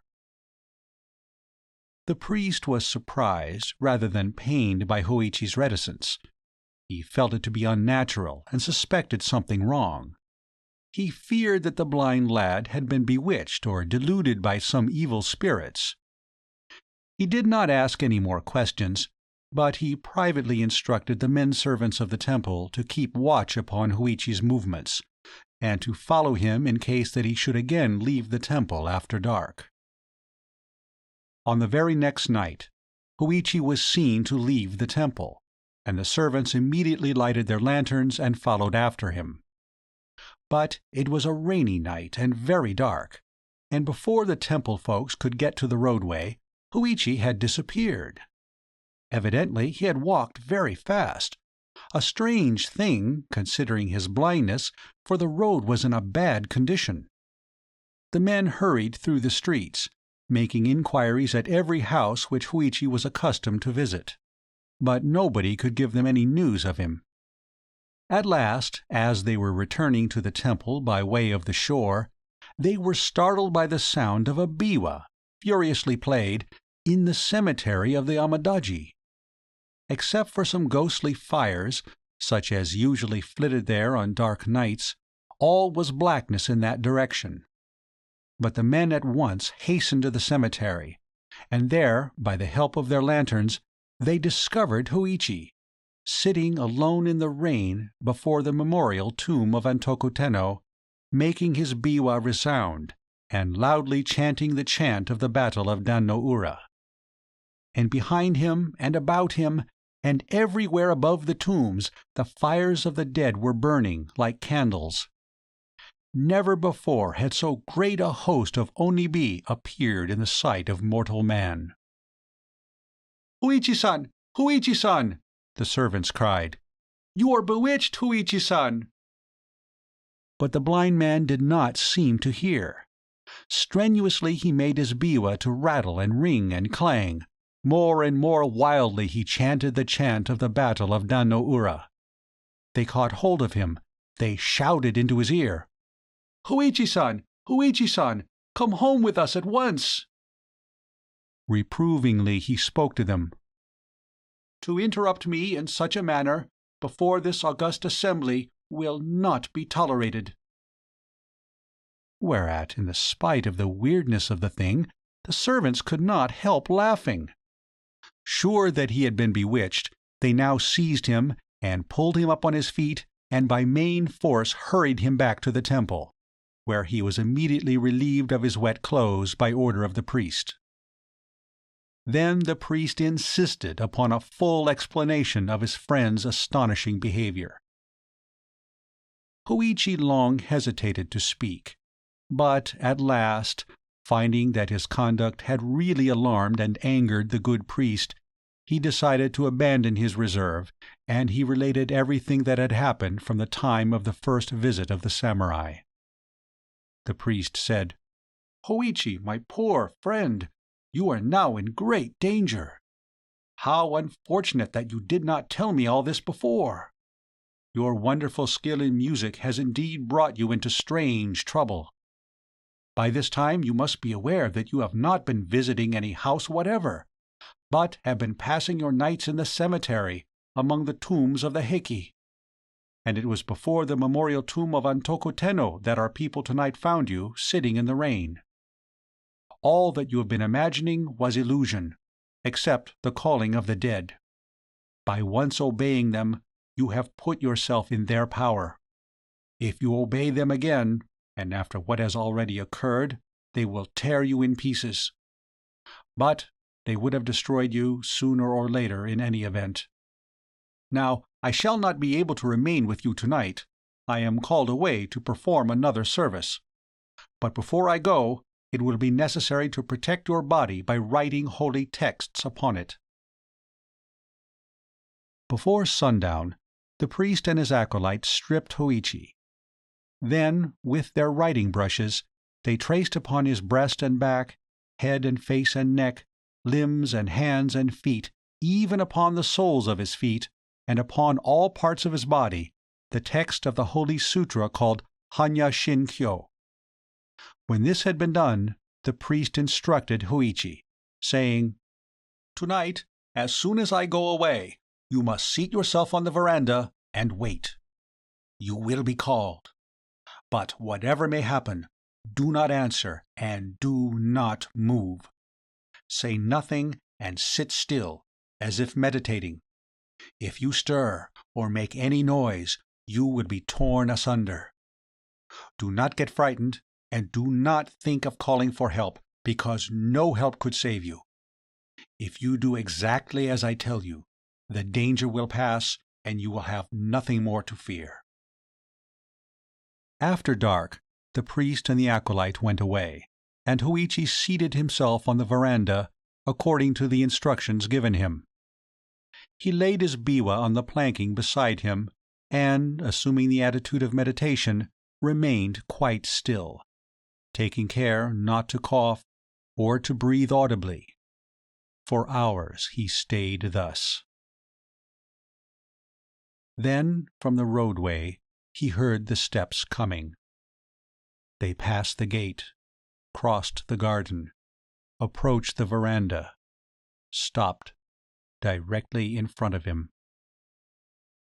"Hoichi," the deep voice called, but the blind man held his breath and sat motionless. "Hoichi," grimly called the voice a second time, then a third time, savagely. "Hoichi." Hoichi remained as still as a stone, and the voice grumbled. "No answer. That won't do. Must see where the fellow is." There was a noise of heavy feet mounting upon the veranda. The feet approached deliberately, halted beside him, Then, for long minutes, during which Hoichi felt his whole body shake to the beating of his heart, there was dead silence. At last the gruff voice muttered close to him, "Here is the biwa, but of the biwa player I see only 2 ears. So that explains why he did not answer. He had no mouth to answer with. There is nothing left of him but his ears. Now, to my lord those ears I will take, in proof that the august commands have been obeyed so far as was possible." At that instant, Hoichi felt his ears gripped by fingers of iron and torn off. Great as the pain was, he gave no cry. The heavy footfalls receded along the veranda, descended into the garden, passed out to the roadway, ceased. From either side of his head, the blind man felt a thick, warm trickling, but he dared not lift his hands. Before sunrise, the priest came back. He hastened at once to the veranda in the rear, stepped and slipped upon something clammy, and uttered a cry of horror, for he saw, by the light of his lantern, that the clamminess was blood. But he perceived Hoichi sitting there in the attitude of meditation, with the blood still oozing from his wounds. "My poor Hoichi!" cried the startled priest. "What is this? You have been hurt?" At the sound of his friend's voice, the blind man felt safe. He burst out sobbing and tearfully told his adventure of the night. "Poor, poor Hoichi!" the priest exclaimed. "All my fault, my very grievous fault. Everywhere upon your body the holy texts had been written, except upon your ears. I trusted my acolyte to do that part of the work, and it was very, very wrong of me not to have made sure that he had done it. Well, the matter cannot now be helped. We can only try to heal your hurts as soon as possible. Cheer up, friend. The danger is now well over. You will never again be troubled by those visitors." With the aid of a good doctor, Hoichi soon recovered from his injuries. The story of his strange adventures spread far and wide, and soon made him famous. Many noble persons went to Agamagaseki to hear him recite, and large presents of money were given to him, so that he became a wealthy man. But from the time of his adventure, he was known only by the appellation of Nashi Hoichi, Hoichi the Earless. The end of the story of Nashi Hoichi. The Telltale Heart by Edgar Allan Poe. True, nervous, very, very dreadfully nervous I have been and am. But why will you say that I am mad? The disease has sharpened my senses, not destroyed, not dulled them. Above all was the sense of hearing acute. I heard all things in the heaven and in the earth. I heard many things in hell. How then am I mad? Hearken, and observe how healthily, how calmly, I can tell you the whole story. It is impossible to say how first the idea entered my brain, but once conceived, it haunted me day and night. Object, there was none. Passion, there was none. I loved the old man. He had never wronged me. He had never given me insult. For his gold, I had no desire. I think it was his eye. Yes, it was this. He had the eye of a vulture, a pale blue eye with a film over it. Whenever it fell upon me, my blood ran cold.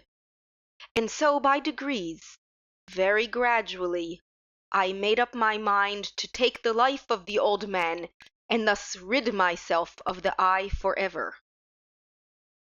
Now this is the point. You fancy me mad. Madmen know nothing. But you should have seen me. You should have seen how wisely I proceeded, and with what caution I went to work. I was never kinder to the old man than during the whole week before I killed him. And every night, about midnight, I turned the latch of his door and opened it, oh, so gently.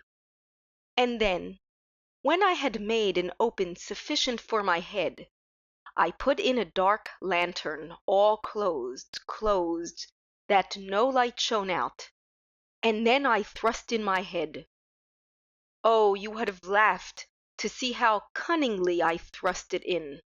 I moved it slowly, very, very slowly, so that I might not disturb the old man's sleep.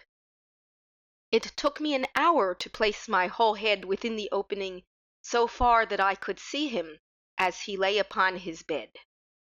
Ha! Would a madman have been so wise as this?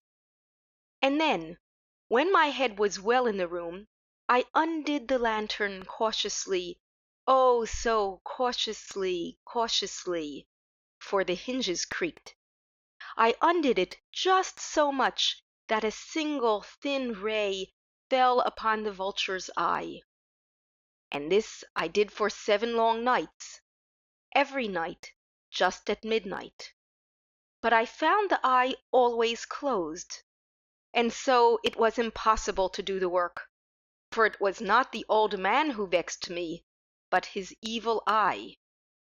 And every morning, when the day broke, I went boldly into the chamber, and spoke courageously to him, calling him by name in a hearty tone, and inquiring how he had passed the night. So you see, he would have been a very profound old man indeed to suspect that every night, just at 12, I looked in upon him while he slept. Upon the 8th night, I was more than usually cautious in opening the door. A watch's minute hand moves more quickly than did mine. Never before that night did I feel the extent of my own powers, of my sagacity.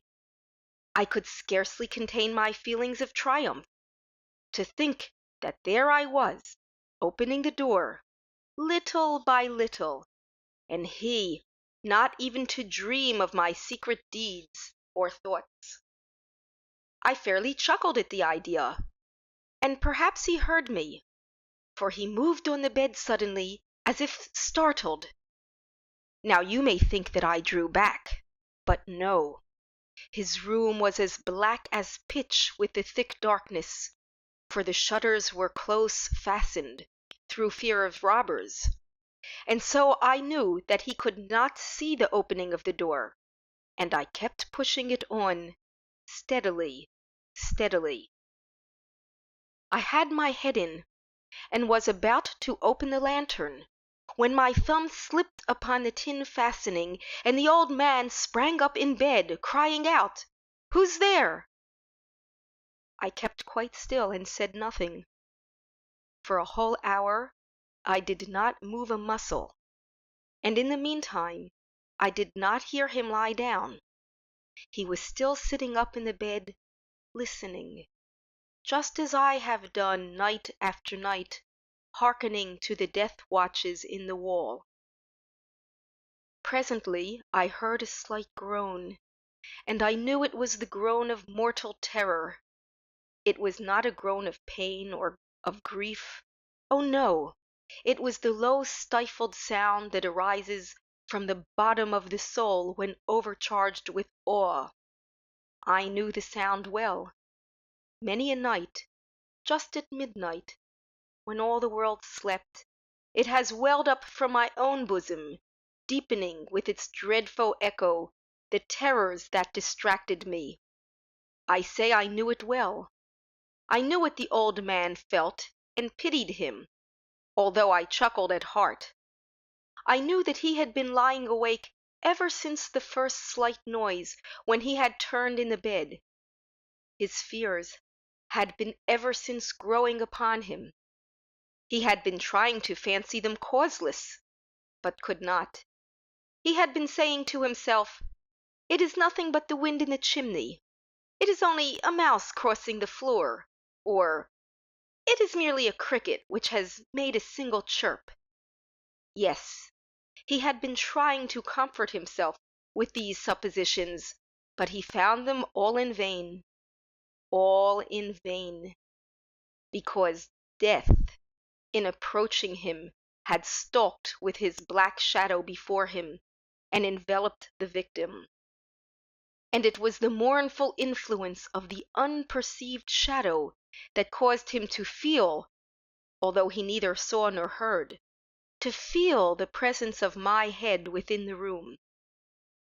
When I had waited a long time, very patiently, without hearing him lie down, I resolved to open a very, very little crevice in the lantern. So I opened it. You cannot imagine how stealthily, until at length a single dim ray, like the thread of the spider, shot out from the crevice and fell full upon the vulture eye.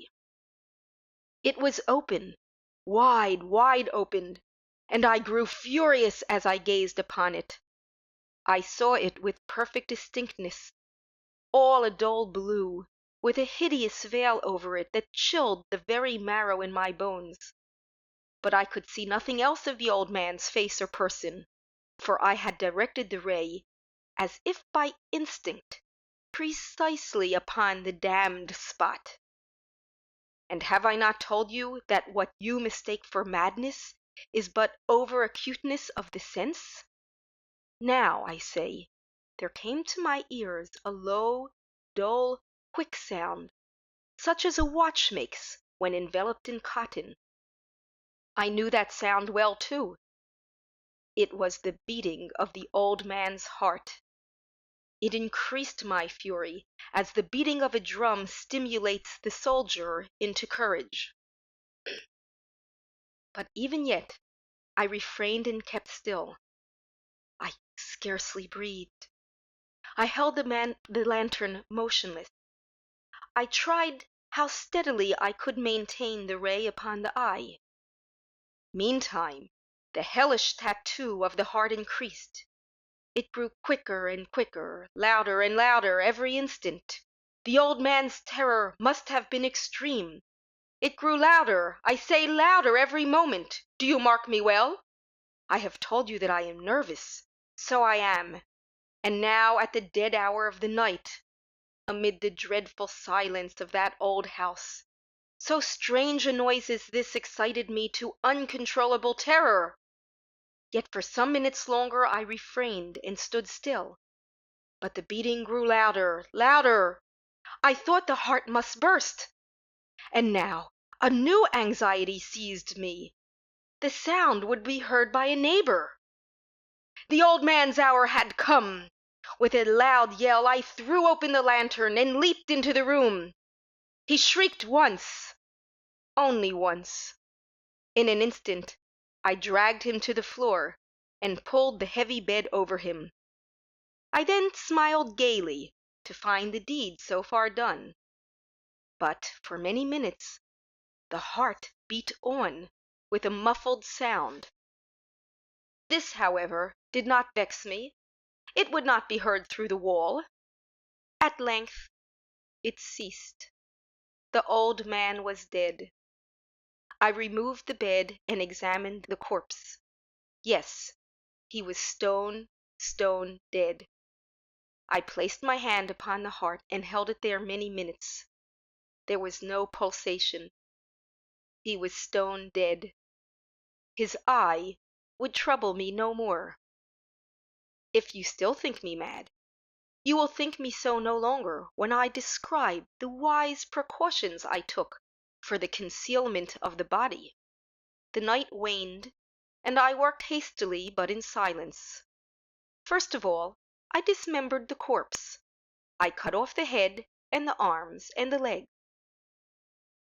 I then took up 3 planks from the flooring of the chamber and deposited all between the scantling.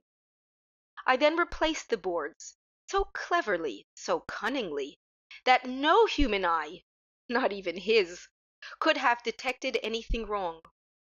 There was nothing to wash out, no stain of any kind, no blood spot whatsoever.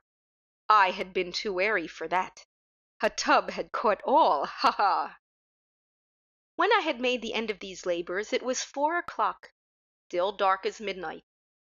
As the bell sounded the hour, there came a knocking at the street door. I went down to open it with light heart, for what had I now to fear? There entered 3 men, who introduced themselves with perfect suavity as offers of the police. A shriek had been heard by a neighbor during the night. Suspicion of foul play had been aroused. Information had been lodged at the police office, and they, the officers, had been deputated to search the premises. I smiled, for what had I to fear? I bade the gentlemen welcome. The shriek, I said, was my own in a dream. The old man, I mentioned, was absent in the country. I took my visitors all over the house. I bade them search well. I led them at length to his chamber. I showed them his treasures, secure, undisturbed. In the enthusiasm of my confidence, I brought chairs into the room, and desired them here to rest from their fatigues, while I myself, in the wild audacity of my perfect triumph, placed my own seat upon the very spot beneath which reposed the corpse of the victim. The officers were satisfied. My manner had convinced them. I was singularly at ease. They sat, and while I answered cheerily, they chatted of familiar things. But ere long, I felt myself getting pale, and wished them gone. My head ached, and I fancied a ringing in my ears. But still they sat and still chatted. The ringing became more distinct. It continued and became more distinct. I talked more freely to get rid of the feeling, but it continued and gained definiteness, until at length I found the noise was not within my ears. No doubt I now grew very pale, but I talked more fluently and with a heightened voice, yet the sound increased.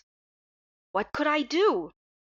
It was a low, dull, quick sound, much such sound as a watch makes when enveloped in cotton. I gasped for breath, and yet the officers heard it not. I talked more quickly, more vehemently, but the noise steadily increased. I arose and argued about trifles in a high key with violent gesticulations, but the noise steadily increased. Would they not be gone?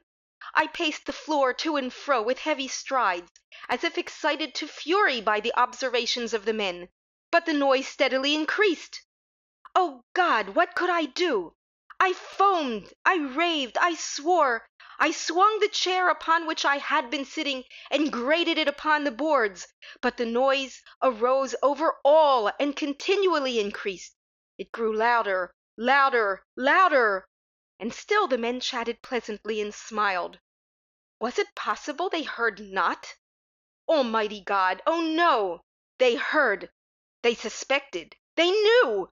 They were making a mockery of my horror. This I thought, and this I think. But anything was better than this agony. Anything was more tolerable than this derision. I could bear those hypocritical smiles no longer. I felt that I must scream or die. And now again, hark! Louder, louder, louder, louder! Villains, I shrieked, dissemble no more. I admit the deed. Tear up the planks.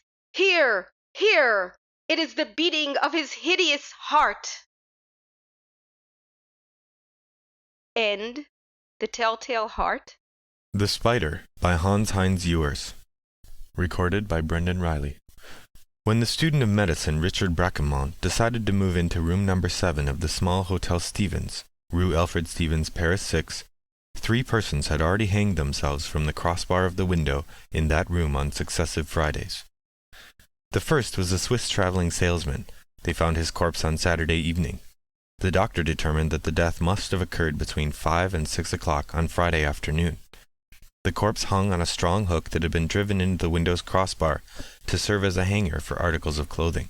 The window was closed, and the dead man had used the curtain cord as a noose.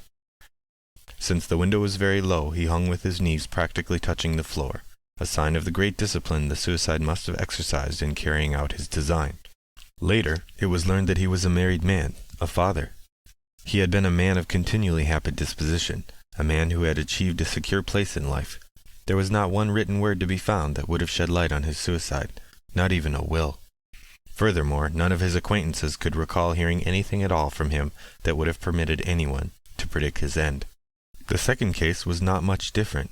The artist, Karl Kraus, a high-wire cyclist in the nearby Medrano circus, moved into room number 7 2 days later. When he did not show up at Friday's performance, the director sent an employee to the hotel. There he found Kraus in the unlocked room hanging from the window crossbar in circumstances exactly like those of the previous suicide. This death was as perplexing as the first. Kraus was popular. He earned a very high salary and had appeared to enjoy life at its fullest. Once again there was no suicide note, no sinister hints. Kraus's sole survivor was his mother, to whom the son had regularly sent 300 marks on the first of the month. For Madame Dubonnet, the owner of the small, cheap guest house whose clientele was composed almost completely of employees in a nearby Montmartre vaudeville theatre, this second curious death in the same room had very unpleasant consequences. Already several of her guests had moved out, and other regular clients had not come back. She appealed for help to her personal friend, the inspector of police of the 9th Precinct, who assured her that he would do everything in his power to help her. He pushed zealously ahead not only with the investigation into the grounds of the suicides of the 2 guests, but he also placed an officer in the mysterious room. This man, Charles Maria Chaumier, actually volunteered for the task. Chaumier was an old Marsouin, a marine sergeant with 11 years of service, who had lain so many nights at posts in Tonkin and Annam, and had greeted so many stealthily creeping river pirates with a shot from his rifle, that he seemed ideally suited to encounter the ghost that everyone on Rue Alfred Stevens was talking about. From then on, each morning and each evening, Chaumier paid a brief visit to the police station to make his report, which, for the first few days, consisted only of his statement that he had not noticed anything unusual. On Wednesday evening, however, he hinted that he had found a clue. Pressed to say more, he asked to be allowed more time before making any comment, since he was not sure that what he had discovered had any relationship to the 2 deaths, and he was afraid he might say something that would make him look foolish. On Thursday, his behavior seemed a bit uncertain, but his mood was noticeably more serious. Still, he had nothing to report. On Friday morning, he came in very excited and spoke, half humorously, half seriously, of the strangely attractive power that his window had. He would not elaborate this notion, and said that, in any case, it had nothing to do with the suicides, and that it would be ridiculous of him to say more. When, on that same Friday, he failed to make his regular evening report, someone went to his room and found him hanging from the crossbar of the window. All the circumstances, down to the minutest detail, were the same here as in the previous cases. Chaumier's legs dragged along the ground. The curtain cord had been used for a noose. The window was closed. The door to the room had not been locked, and the death had occurred at 6 o'clock. The dead man's mouth was wide open, and his tongue protruded from it. Chaumier's death, the third in as many weeks in room number 7, had the following consequences. All the guests, with the exception of a German high school teacher in room number 16, moved out. The teacher took advantage of the occasion to have his rent reduced by 1/3. The next day, Mary Garden, the famous opera comique singer, drove up to the Hotel Stevens and paid 200 francs for the red curtain cord, saying it would bring her luck. The story, small consolation for Madame Dubonnet, got into the papers. If these events had occurred in summer, in July or August, Madame Dubonnet would have secured 3 times that price for her cord. But as it was in the middle of a troubled year, with elections, disorders in the Balkans, bank crashes in New York, the visit of the King and Queen of England, the result was that the affair Rue Alfred Stevens was talked of less than it deserved to be. As for the newspaper accounts, they were brief, being essentially the police reports, word for word. These reports were all that Richard Bracquemont, the medical student, knew of the matter. There was one detail about which he knew nothing, because neither the police inspector nor any of the eyewitnesses had mentioned it to the press. It was only later, after what happened to the medical student, that anyone remembered that when the police removed Sergeant Charles Maria Chaumier's body from the window crossbar, a large black spider crawled from the dead man's open mouth. A hotel porter flicked it away, exclaiming, "Ugh, another of those damned creatures." When in later investigations, which concerned themselves mostly with Bracquemont, the servant was interrogated, he said that he had seen a similar spider crawling on the Swiss traveling salesman's shoulder when his body was removed from the window crossbar. But Richard Bracquemont knew nothing of all this. It was more than 2 weeks after the last suicide that Bracquemont moved into the room. It was a Sunday. Bracquemont conscientiously recorded everything that happened to him in his journal. That journal now follows. Monday, February 28th. I moved in yesterday evening. I unpacked my 2 wicker suitcases and straightened the room a little. Then I went to bed. I slept so soundly that it was 9 o'clock the next morning before a knock at my door woke me. It was my hostess bringing me breakfast herself. One could read her concern for me in the eggs, the bacon, and the superb café au lait she brought me. I washed and dressed, then smoked a pipe as I watched the servant make up the room. So here I am. I know well that the situation may prove dangerous, but I think I may be just the one to solve the problem. If once upon a time Paris was worth a mass, conquest comes at dearer rate these days. It is well worth my life pour un si bel enjeu. I have at least one chance to win, and I mean to risk it.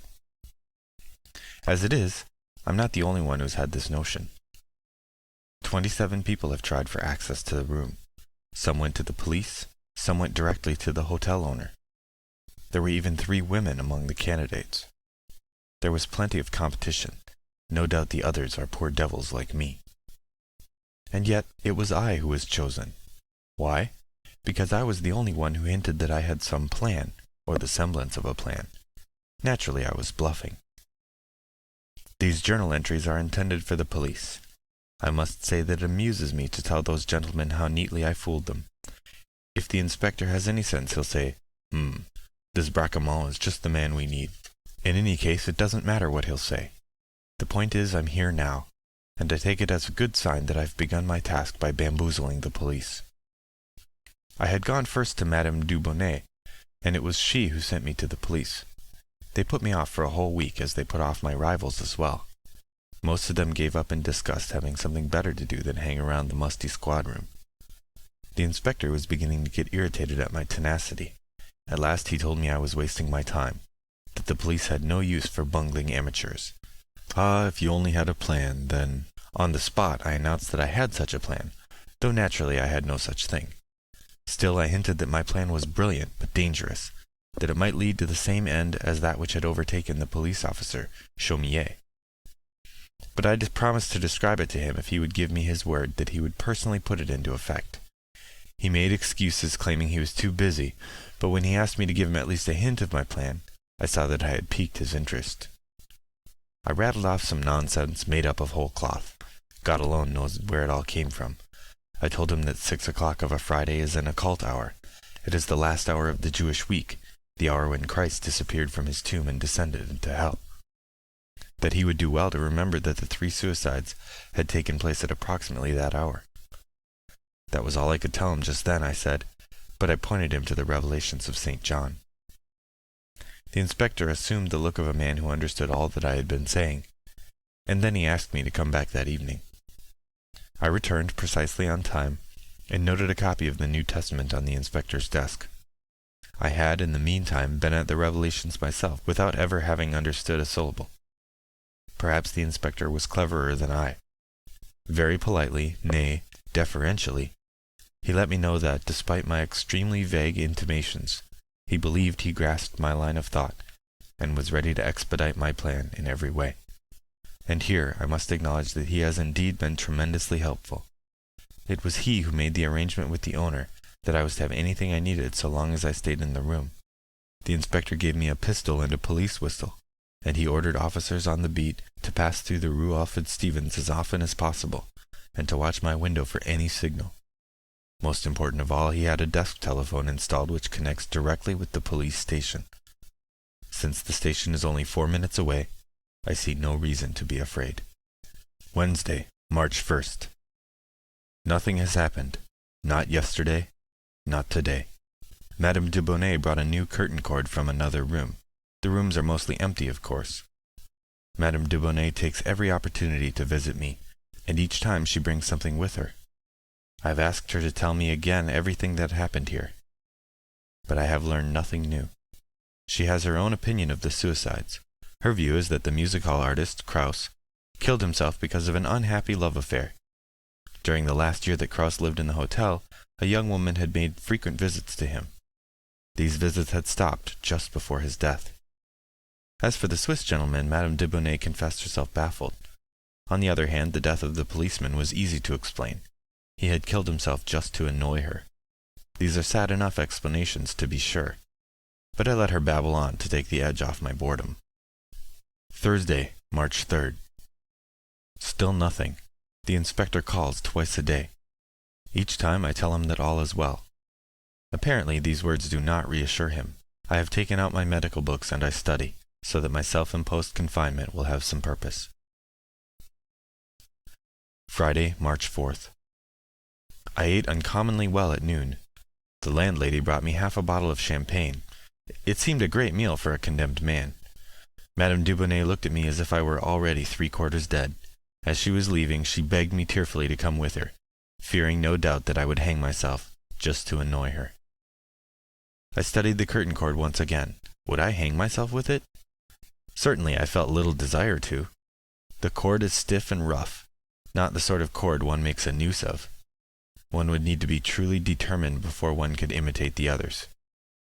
I am seated now at my table. At my left, the telephone. At my right, the revolver. I'm not frightened, but I am curious. 6 o'clock the same evening. Nothing has happened. I was about to add, unfortunately. The fatal hour has come and has gone like any 6 o'clock on any evening. I won't hide the fact that I occasionally felt a certain impulse to go to the window, but for a quite different reason than one might imagine. The inspector called me at least 10 times between 5 and 6 o'clock. He was as impatient as I was. Madame Dubonnet, on the other hand, is happy. A week has passed without someone in number 7 hanging himself. Marvelous. Monday, March 7th. I have a growing conviction that I will learn nothing, that the previous suicides are related to the circumstances surrounding the lives of the 3 men. I have asked the inspector to investigate the cases further, convinced that someone will find their motivations. As for me, I hope to stay here as long as possible. I may not conquer Paris here, but I live very well, and I'm fattening up nicely. I'm also studying hard, and I'm making real progress. There is another reason, too, that keeps me here. Wednesday, March 9th. So, I have taken one step more. Claramonda. I haven't yet said anything about Claramonda. It is she who is my 3rd reason for staying here. She is also the reason I was tempted to go to the window during the fateful hour last Friday, but of course not to hang myself. Claramonda. Why do I call her that? I have no idea what her name is, but it ought to be Claramonda. When I finally ask her name, I'm sure it will turn out to be Claramonda. I noticed her almost at once, in the very first days. She lives across the narrow street, and her window looks right into mine. She sits there, behind her curtains. I ought to say that she noticed me before I saw her, and that she was obviously interested in me. And no wonder. The whole neighborhood knows I am here, and why. Madame Dubonnet has seen to that. I am not of a particularly amorous disposition. In fact, my relations with women have been rather meager. When one comes from Verdun to Paris to study medicine, and has hardly money enough for 3 meals a day, one has something else to think about besides love. I am then not very experienced with women, and I may have begun my adventure with her stupidly. Never mind, it's exciting just the same. At first, the idea of establishing some relationship with her simply did not occur to me. It was only that, since I was here to make observations, and since there was nothing in the room to observe, I thought I might as well observe my neighbor, openly, professionally. Anyhow, one can't sit all day long just reading. Claramonda, I have concluded, lives alone in the small flat across the way. The flat has 3 windows, but she sits only before the window that looks into mine. She sits there, spinning an old-fashioned spindle, such as my grandmother inherited from a great aunt. I had no idea anyone still used such spindles. Claramonda's spindle is a lovely object, It appears to be made of ivory, and the thread she spins is of exceptional fineness. She works all day behind her curtains and stops spinning only as the sun goes down. Since darkness comes abruptly here in this narrow street, and in this season of fogs, Clarimonda disappears from her place at 5 o'clock each evening. I have never seen a light in her flat. What does Clarimonda look like? I'm not quite sure. Her hair is black and wavy, her face pale. Her nose is short and finely shaped with delicate nostrils that seem to quiver. Her lips, too, are pale, and when she smiles it seems that her small teeth are as keen as those of some beast of prey. Her eyelashes are long and dark, and her huge dark eyes have an intense glow. I guess all these details more than I know them. It is hard to see clearly through the curtains. Something else. She always wears a black dress embroidered with a lilac motif, and black gloves, no doubt to protect her hands from the effects of her work. It is a curious sight, her delicate hands moving perpetually, swiftly grasping the thread, pulling it, releasing it, taking it up again, as if one were watching the indefatigable motions of an insect. Our relationship? For the moment, still very superficial, though it feels deeper. It begun with a sudden exchange of glances in which each of us noted the other. I must have pleased her, because one day she studied me a while longer, then smiled tentatively. Naturally, I smiled back. In this fashion 2 days went by, each of us smiling more frequently with the passage of time. Yet something kept me from greeting her directly. Until today. This afternoon I did it, and Clarimonda returned my greeting. It was done subtly enough, to be sure, but I saw her nod. Thursday, March 10th. Yesterday I sat for a long time over my books, though I can't truthfully say that I studied much. I built castles in the air and dreamed of Clarimonda.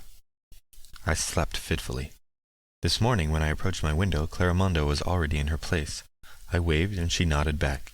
She laughed and studied me for a long time. I tried to read, but I felt much too uneasy. Instead, I sat down at my window and gazed at Clarimonda. She too had laid her work aside. Her hands were folded in her lap. I drew my curtain wider with the curtain cord so that I might see better. At the same moment Clarimonda did the same with the curtains at her window. We exchanged smiles. We must have spent a full hour gazing at each other. Finally, she took up her spinning. Saturday, March 12th. The days pass. I eat and drink. I sit at the desk. I light my pipe. I look down at my book, but I don't read a word, though I try again and again. Then I go to the window where I wave to Clarimonda. She nods. We smile. We stare at each other for hours. Yesterday afternoon at 6 o'clock I grew anxious. The twilight came early, bringing with it something like anguish. I sat at my desk. I waited until I was invaded by an irresistible need to go to the window, not to hang myself, but just to see Clarimonda. I sprang up and stood beside the curtain where it seemed to me I had never been able to see so clearly, though it was already dark. Clarimonda was spinning, but her eyes looked into mine. I felt myself strangely contented, even as I experienced a light sensation of fear. The telephone rang. It was the inspector tearing me out of my trance with his idiotic questions. I was furious. This morning the inspector and Madame Dubonnet visited me. She's enchanted with how things are going. I have now lived for 2 weeks in room number 7. The inspector, however, does not feel he is getting results.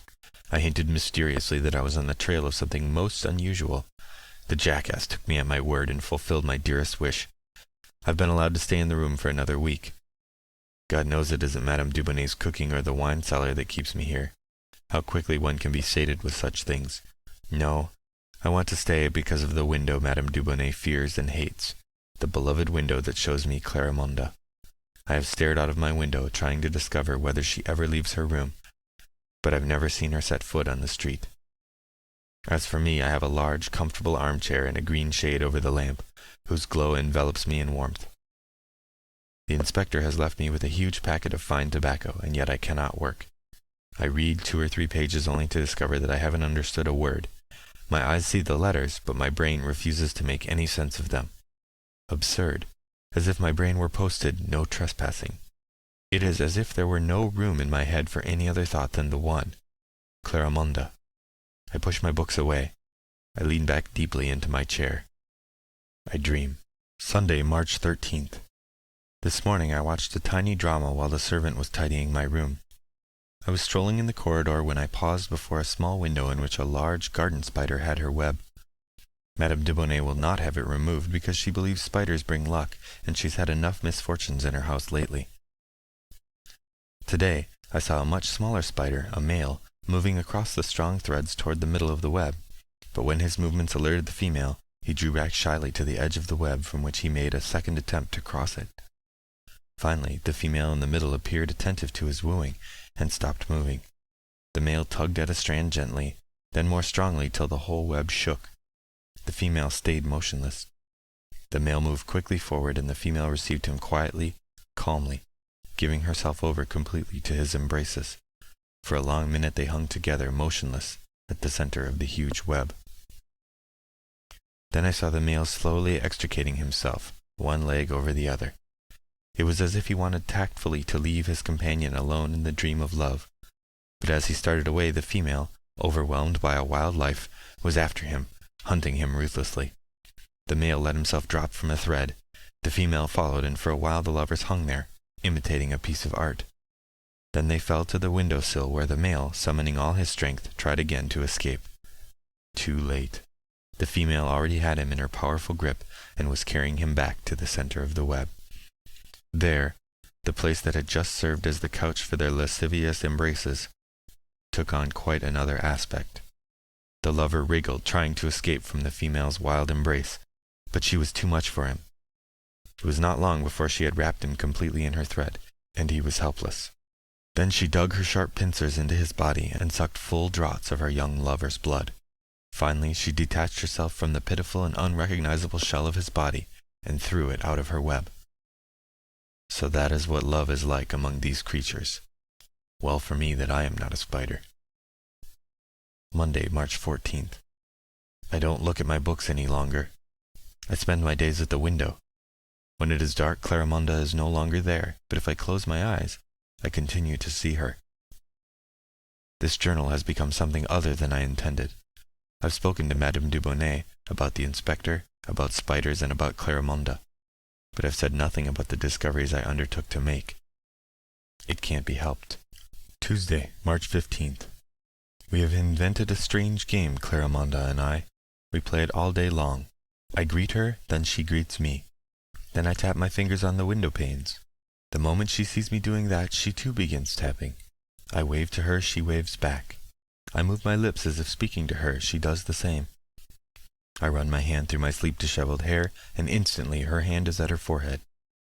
It is a child's game, and we both laugh over it. Actually, she doesn't laugh, she only smiles a gently contained smile. And I smile back in the same way. The game is not as trivial as it seems.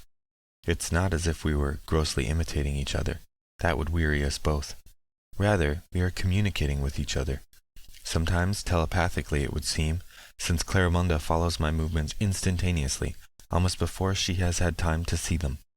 I find myself inventing new movements, or new combinations of movements, but each time she repeats them with disconcerting speed. Sometimes I change the order of the movements to surprise her, making a whole series of gestures as rapidly as possible. Or I leave out some motions and weave in others, the way children play Simon Says. What is amazing is that Clarimonda never once makes a mistake, no matter how quickly I change gestures. That's how I spend my days, but never for a moment do I feel that I'm killing time. It seems, on the contrary, that never in my life have I been better occupied. Wednesday, March 16th. Isn't it strange that it hasn't occurred to me to put my relationship with Clarimonda on a more serious basis than these endless games? Last night I thought about this. I can, of course, put on my hat and coat, walk down 2 flights of stairs, take 5 steps across the street, and mount 2 flights to her door, which is marked with a small sign that says Clarimonda. Clarimonda what? I don't know. Something. Then I can knock and... Up to this point I imagine everything very clearly, but I cannot see what would happen next. I know that the door opens, but then I stand before it looking into a dark void. Clarimonda doesn't come. Nothing comes. Nothing is there. Only the black, impenetrable dark.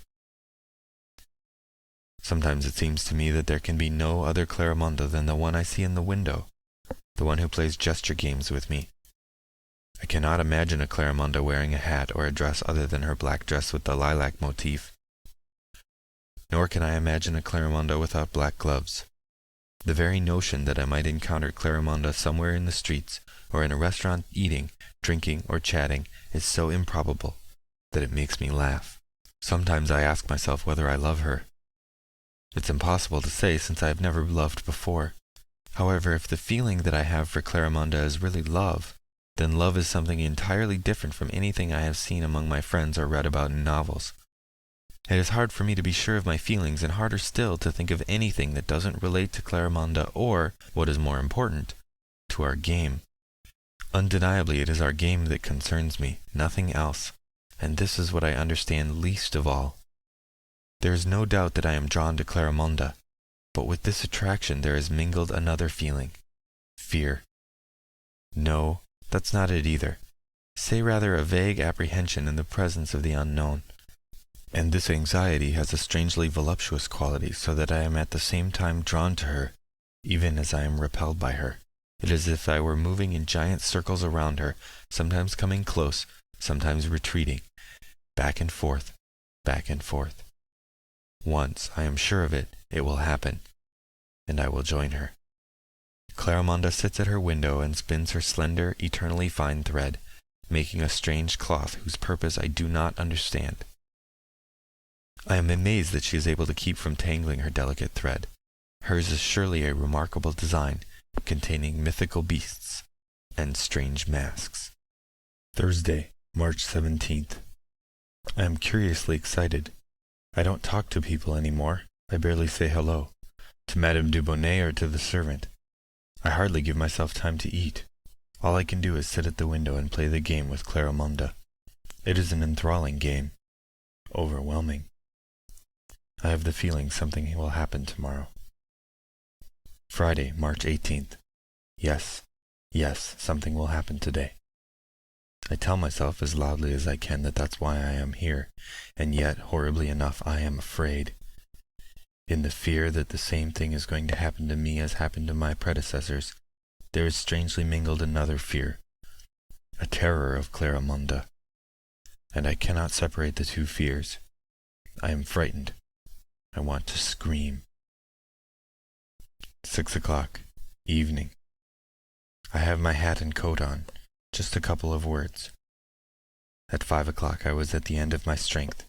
I'm perfectly aware now that there is a relationship between my despair and the 6th hour that was so significant in the previous weeks. I no longer laugh at the trick I played in the inspector. I was sitting at the window, trying with all my might to stay in my chair, but the window kept drawing me. I had to resume the game with Clarimonda, and yet the window horrified me. I saw the others hanging there, the Swiss traveling salesman, fat, with a thick neck and grey stubbly beard, the thin artist, and the powerful police sergeant. I saw them one after another, hanging from the same hook, their mouths open, their tongues sticking out, and then I saw myself among them. Oh, this unspeakable fear! It was clear to me that it was provoked as much by Clarimonda as by the crossbar and the horrible hook. May she pardon me, but it is the truth. In my terror I keep seeing the 3 men hanging there, their legs dragging on the floor. And yet, the fact is I had not felt the slightest desire to hang myself, nor was I afraid that I would want to do so. No, it was the window I feared, and Clarimonda. I was sure that something horrid was going to happen. Then I was overwhelmed by the need to go to the window, to stand before it. I had to. The telephone rang. I picked up the receiver, and before I could hear a word I screamed, "Come! Come at once!" It was as if my shrill cry had in that instant dissipated the shadows from my soul. I grew calm. I wiped the sweat from my forehead. I drank a glass of water. Then I considered what I should say to the inspector when he arrived. Finally, I went to the window. I waved and smiled, and Clarimonda too waved and smiled. 5 minutes later the inspector was here. I told him that I was getting to the bottom of the matter, but I begged him not to question me just then. That very soon I would be in a position to make important revelations. Strangely enough, though I was lying to him, I myself had the feeling that I was telling the truth. Even now, against my will, I have that same conviction. The inspector could not help noticing my agitated state of mind, especially since I apologized for my anguished cry over the phone. Naturally, I tried to explain it to him, and yet I could not find a single reason to give for it. He said affectionately that there was no need ever to apologize to him, that he was always at my disposal. That was his duty. It was better that he should come a dozen times to no effect, rather than fail to be here when he was needed. He invited me to go out with him for the evening. It would be a distraction for me. It would do me good not to be alone for a while. I accepted the invitation, though I was very reluctant to leave the room. Saturday, March 19th.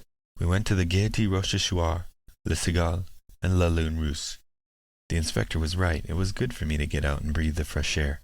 At first I had an uncomfortable feeling, as if I were doing something wrong, as if I were a deserter who had turned his back on the flag.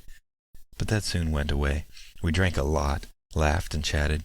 This morning when I went to my window, Clarimonda gave me what I thought was a look of reproach, though I may only have imagined it. How could she have known that I had gone out last night? In any case, the look lasted only for an instant. Then she smiled again. We played the game all day long. Sunday, March 20th. Only one thing to record. We played the game. Monday, March 21st. We played the game all day long. Tuesday, March 22nd. Yes, the game. We played it again and nothing else. Nothing at all. Sometimes I wonder what's happening to me. What is it I want? Where is this all leading? I know the answer. There is nothing else I want except what is happening. It is what I want, what I long for. This only. Clarimonda and I have spoken with each other in the course of the last few days, but very briefly. Scarcely a word. Sometimes we moved our lips, but more often we just looked at each other with deep understanding. I was right about Clarimonda's reproachful look because I went out with the inspector last Friday. I asked her to forgive me. I said it was stupid of me and spiteful to have gone. She forgave me, and I promised never to leave the window again. We kissed, pressing our lips against each of our window panes. Wednesday, March 23rd. I now know that I love Clarimonda, that she has entered into every fiber of my being. May be that the loves of other men are different, but does there exist one head, one ear, one hand that is exactly like the hundreds of millions of others? There are always differences, and it must be so with love. My love is strange, I know that, but is it any less lovely because of that? Besides, my love makes me happy. If only I were not so frightened. Sometimes my terror slumbers, and I forget it for a few moments, then it wakes and does not leave me. The fear is like a poor mouse trying to escape the grip of a powerful serpent. Just wait a bit, poor sad terror. Very soon the serpent, love, will devour you. Thursday, March 24th. I have made a discovery. I don't play with Clarimonda. She plays with me. Last night, thinking as always about our game, I wrote down 5 new and intricate gesture patterns with which I intended to surprise Clarimonda today. I gave each gesture a number, then I practiced the series so I could do the motions as quickly as possible, forward or backward, or sometimes only the even-numbered ones, sometimes the odd, or the first and the last of the 5 patterns. It was tiring work, but it made me happy and seemed to bring Clarimonda closer to me. I practiced for hours until I got all the motions down pat, like clockwork. This morning I went to the window. Clarimonda and I greeted each other. Then our game began. Back and forth. It was incredible how quickly she understood what was to be done, how she kept pace with me. There was a knock at the door. It was the servant bringing me my shoes. I took them. On my way back to the window, my eye chanced to fall on the slip of paper on which I had noted my gesture patterns. It was then that I understood. In the game just finished, I had not made use of a single one of my patterns. I reeled back and had to hold on to the chair to keep from falling. It was unbelievable. I read the paper again, and again. It was still true. I had gone through a long series of gestures at the window, and not one of the patterns had been mine. I had the feeling once more that I was standing before Clarimonda's wide-open door, through which, though I stared, I could see nothing but a dark void. I knew, too, that if I chose to turn from that door now, I might be saved, and that I still had the power to leave, and yet I did not leave because I felt myself at the very edge of the mystery, as if I were holding the secret in my hands. Paris! You will conquer Paris, I thought. And in that instant Paris was more powerful than Clarimonda. I don't think about that any more. Now I feel only love, love and delicious terror. Still, the moment itself endowed me with strength. I read my notes again, engraving the gestures on my mind. Then I went back to the window, only to become aware that there was not one of my patterns that I wanted to use. Standing there, it occurred to me to rub the side of my nose. Instead, I found myself pressing my lips to the window pane. I tried to drum my fingers on the windowsill. Instead, I brushed my fingers through my hair. And so I understood that it was not that Clarimonda did what I did.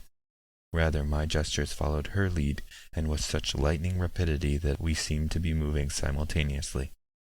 I, who had been so proud because I thought I'd been influencing her, I was in fact being influenced by her. Her influence, so gentle, so delightful. I have tried another experiment. I clenched my hands and put them in my pockets, firmly intending not to move them one bit. Clarimonda raised her hand and, smiling at me, made a scolding gesture with her finger. I did not budge, yet I could feel how my right hand wished to leave my pocket.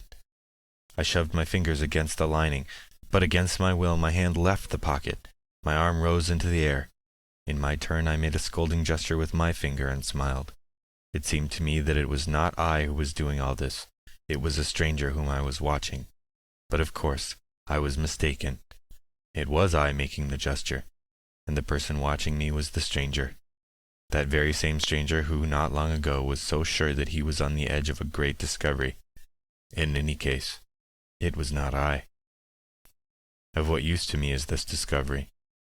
I am here to do Clarimonda's will, Clarimonda whom I love with an anguished heart. Friday, March 25th. I have cut the telephone cord. I have no wish to be continually disturbed by the idiotic inspector just as the mysterious hour arrives. God, why did I write that? Not a word of it is true. It is as if someone else were directing my pen. But I want to write the truth here, though it is costing me great effort. But I want to, once more, do what I want. I have cut the telephone cord. Because I had to. There it is, had to. We stood at our windows this morning and played the game, which is now different from what it was yesterday. Clarimonda makes a movement, and I resist it for as long as I can. Then I give in and do what she wants without further struggle. I can hardly express what a joy it is to be so conquered, to surrender entirely to her will. We played. All at once she stood up and walked back into her room, where I could not see her. She was so engulfed by the dark. Then she came back with a desk telephone like mine in her hands. She smiled and set the telephone on the windowsill, after which she took a knife and cut the cord. Then I carried my telephone to the window where I cut the cord. After that, I returned my phone to its place. That's how it happened. I sit at my desk where I have been drinking tea the servant brought me. He has come for the empty teapot. I ask him for the time since my watch isn't running properly. He says it is 5:15. 5:15. I know that if I look out of my window, Clarimonda will be there making a gesture that I will have to imitate. I will look just the same. Clarimonda is there, smiling. If only I could turn my eyes away from hers. Now she parts the curtain. She takes the cord. It is red, just like the cord in my window. She ties a noose and hangs the cord on the hook in the window crossbar. She sits down and smiles. No, fear is no longer what I feel. Rather, it is a sort of oppressive terror which I would not want to avoid for anything in the world. Its grip is irresistible, profoundly cruel, and voluptuous in its attraction. I could go to the window and do what she wants me to do, but I wait. I struggle. I resist, though I feel a mounting fascination that becomes more intense each minute. Here I am once more. Rashly, I went to the window where I did what Clarimonda wanted. I took the cord, tied a noose, and hung it on the hook. Now, I want to see nothing else, except stare at this paper, because if I look, I know what she will do. Now, at the 6th hour of the last day of the week, if I see her, I will have to do what she wants. Have to. I won't see her. I laugh. Loudly. No, I'm not laughing. Something is laughing in me, and I know why. It is because of my I won't. I won't. And yet I know very well that I have to look at her. I must. And then, all that follows. If I still wait, it is only to prolong this exquisite torture. Yes, that's it. This breathless anguish is my supreme delight. I write quickly, just so I can continue to sit here, so I can attenuate these seconds of pain. Again, terror. Again, I know that I will look toward her, that I will stand up, that I will hang myself. That doesn't frighten me. That is beautiful, even precious. There is something else. What will happen afterwards? I don't know, but since my torment is so delicious, I feel that something horrible must follow. Think, write something, anything at all to keep from looking toward her. My name? Richard Bracquemont. Richard.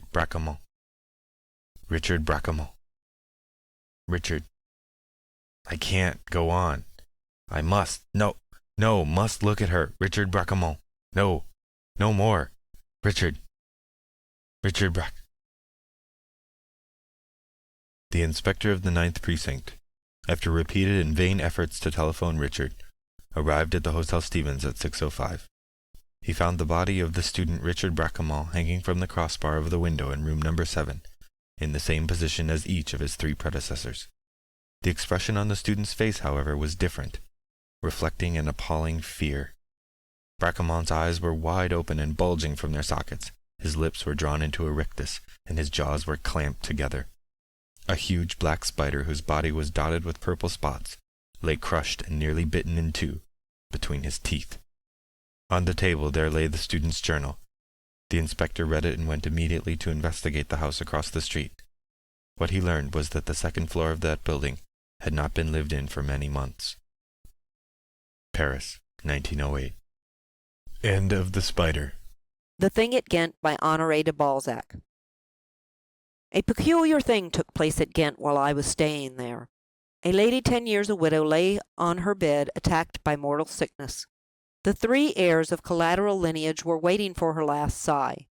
They did not leave her side for fear that she would make a will in favor of the convent of Begins belonging to the town. The sick woman kept silent. She seemed dozing, and death appeared to overspread very gradually her mute and livid face.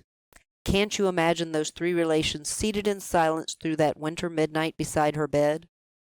An old nurse is with them, and she shakes her head, and the doctor sees with anxiety that the sickness has reached its last stage, and holds his hat in one hand and with the other makes a sign to the relations, as if to say to them, I have no more visits to make here.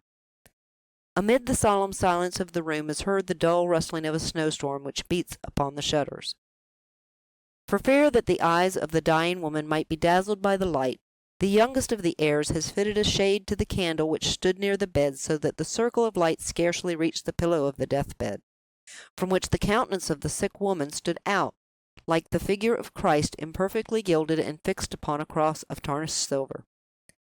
The flickering rays shed by the blue flames of a crackling fire were therefore the sole light of the sombre chamber, where the denouement of a drama was just ending. A log suddenly rolled from the fire onto the floor, as if presaging some catastrophe. At the sound of it, the sick woman quickly rose to a sitting posture. She opened 2 eyes, clear as those of a cat, and all present eyed her in astonishment. She saw the log advance, and before anyone could check an unexpected movement which seemed prompted by a kind of delirium, she bounded from her bed, seized the tongs, and threw the coal back into the fireplace. The nurse, the doctor, the relations, rushed to her assistance. They took the dying woman in their arms. They put her back in bed. She laid upon her pillow, and after a few minutes died, keeping her eye fixed, even after her death, upon that plank in the floor which the burning brand had touched. Scarcely had the Countess Van Ostrom expired when the 3 co-heirs exchanged looks of suspicion, and thinking no more about their aunt, began to examine the mysterious floor. As they were Belgians, their calculations were as rapid as their glances. An agreement was made by 3 words uttered in a low voice that none of them should leave the chamber. A servant was sent to fetch a carpenter. Their collateral hearts beat excitedly as they gathered round the treasured flooring, and watched their young apprentice give the first blow with his chisel. The plank was cut through. My aunt made a sign, said the youngest of the heirs. No, "It was merely the quivering light that made it appear so," replied the eldest, who kept one eye on the treasure and the other on the corpse. The afflicted relations discovered exactly on the spot where the brand had fallen a certain object artistically enveloped in a mass of plaster. "Proceed," said the eldest of the heirs. The chisel of the apprentice then brought to light a human head and some odds and ends of clothing, from which they recognized the Count whom all the town had believed to have died in Java, and whose loss had been bitterly deplored by his wife. The Thing at Ghent, by Honoré de Balzac.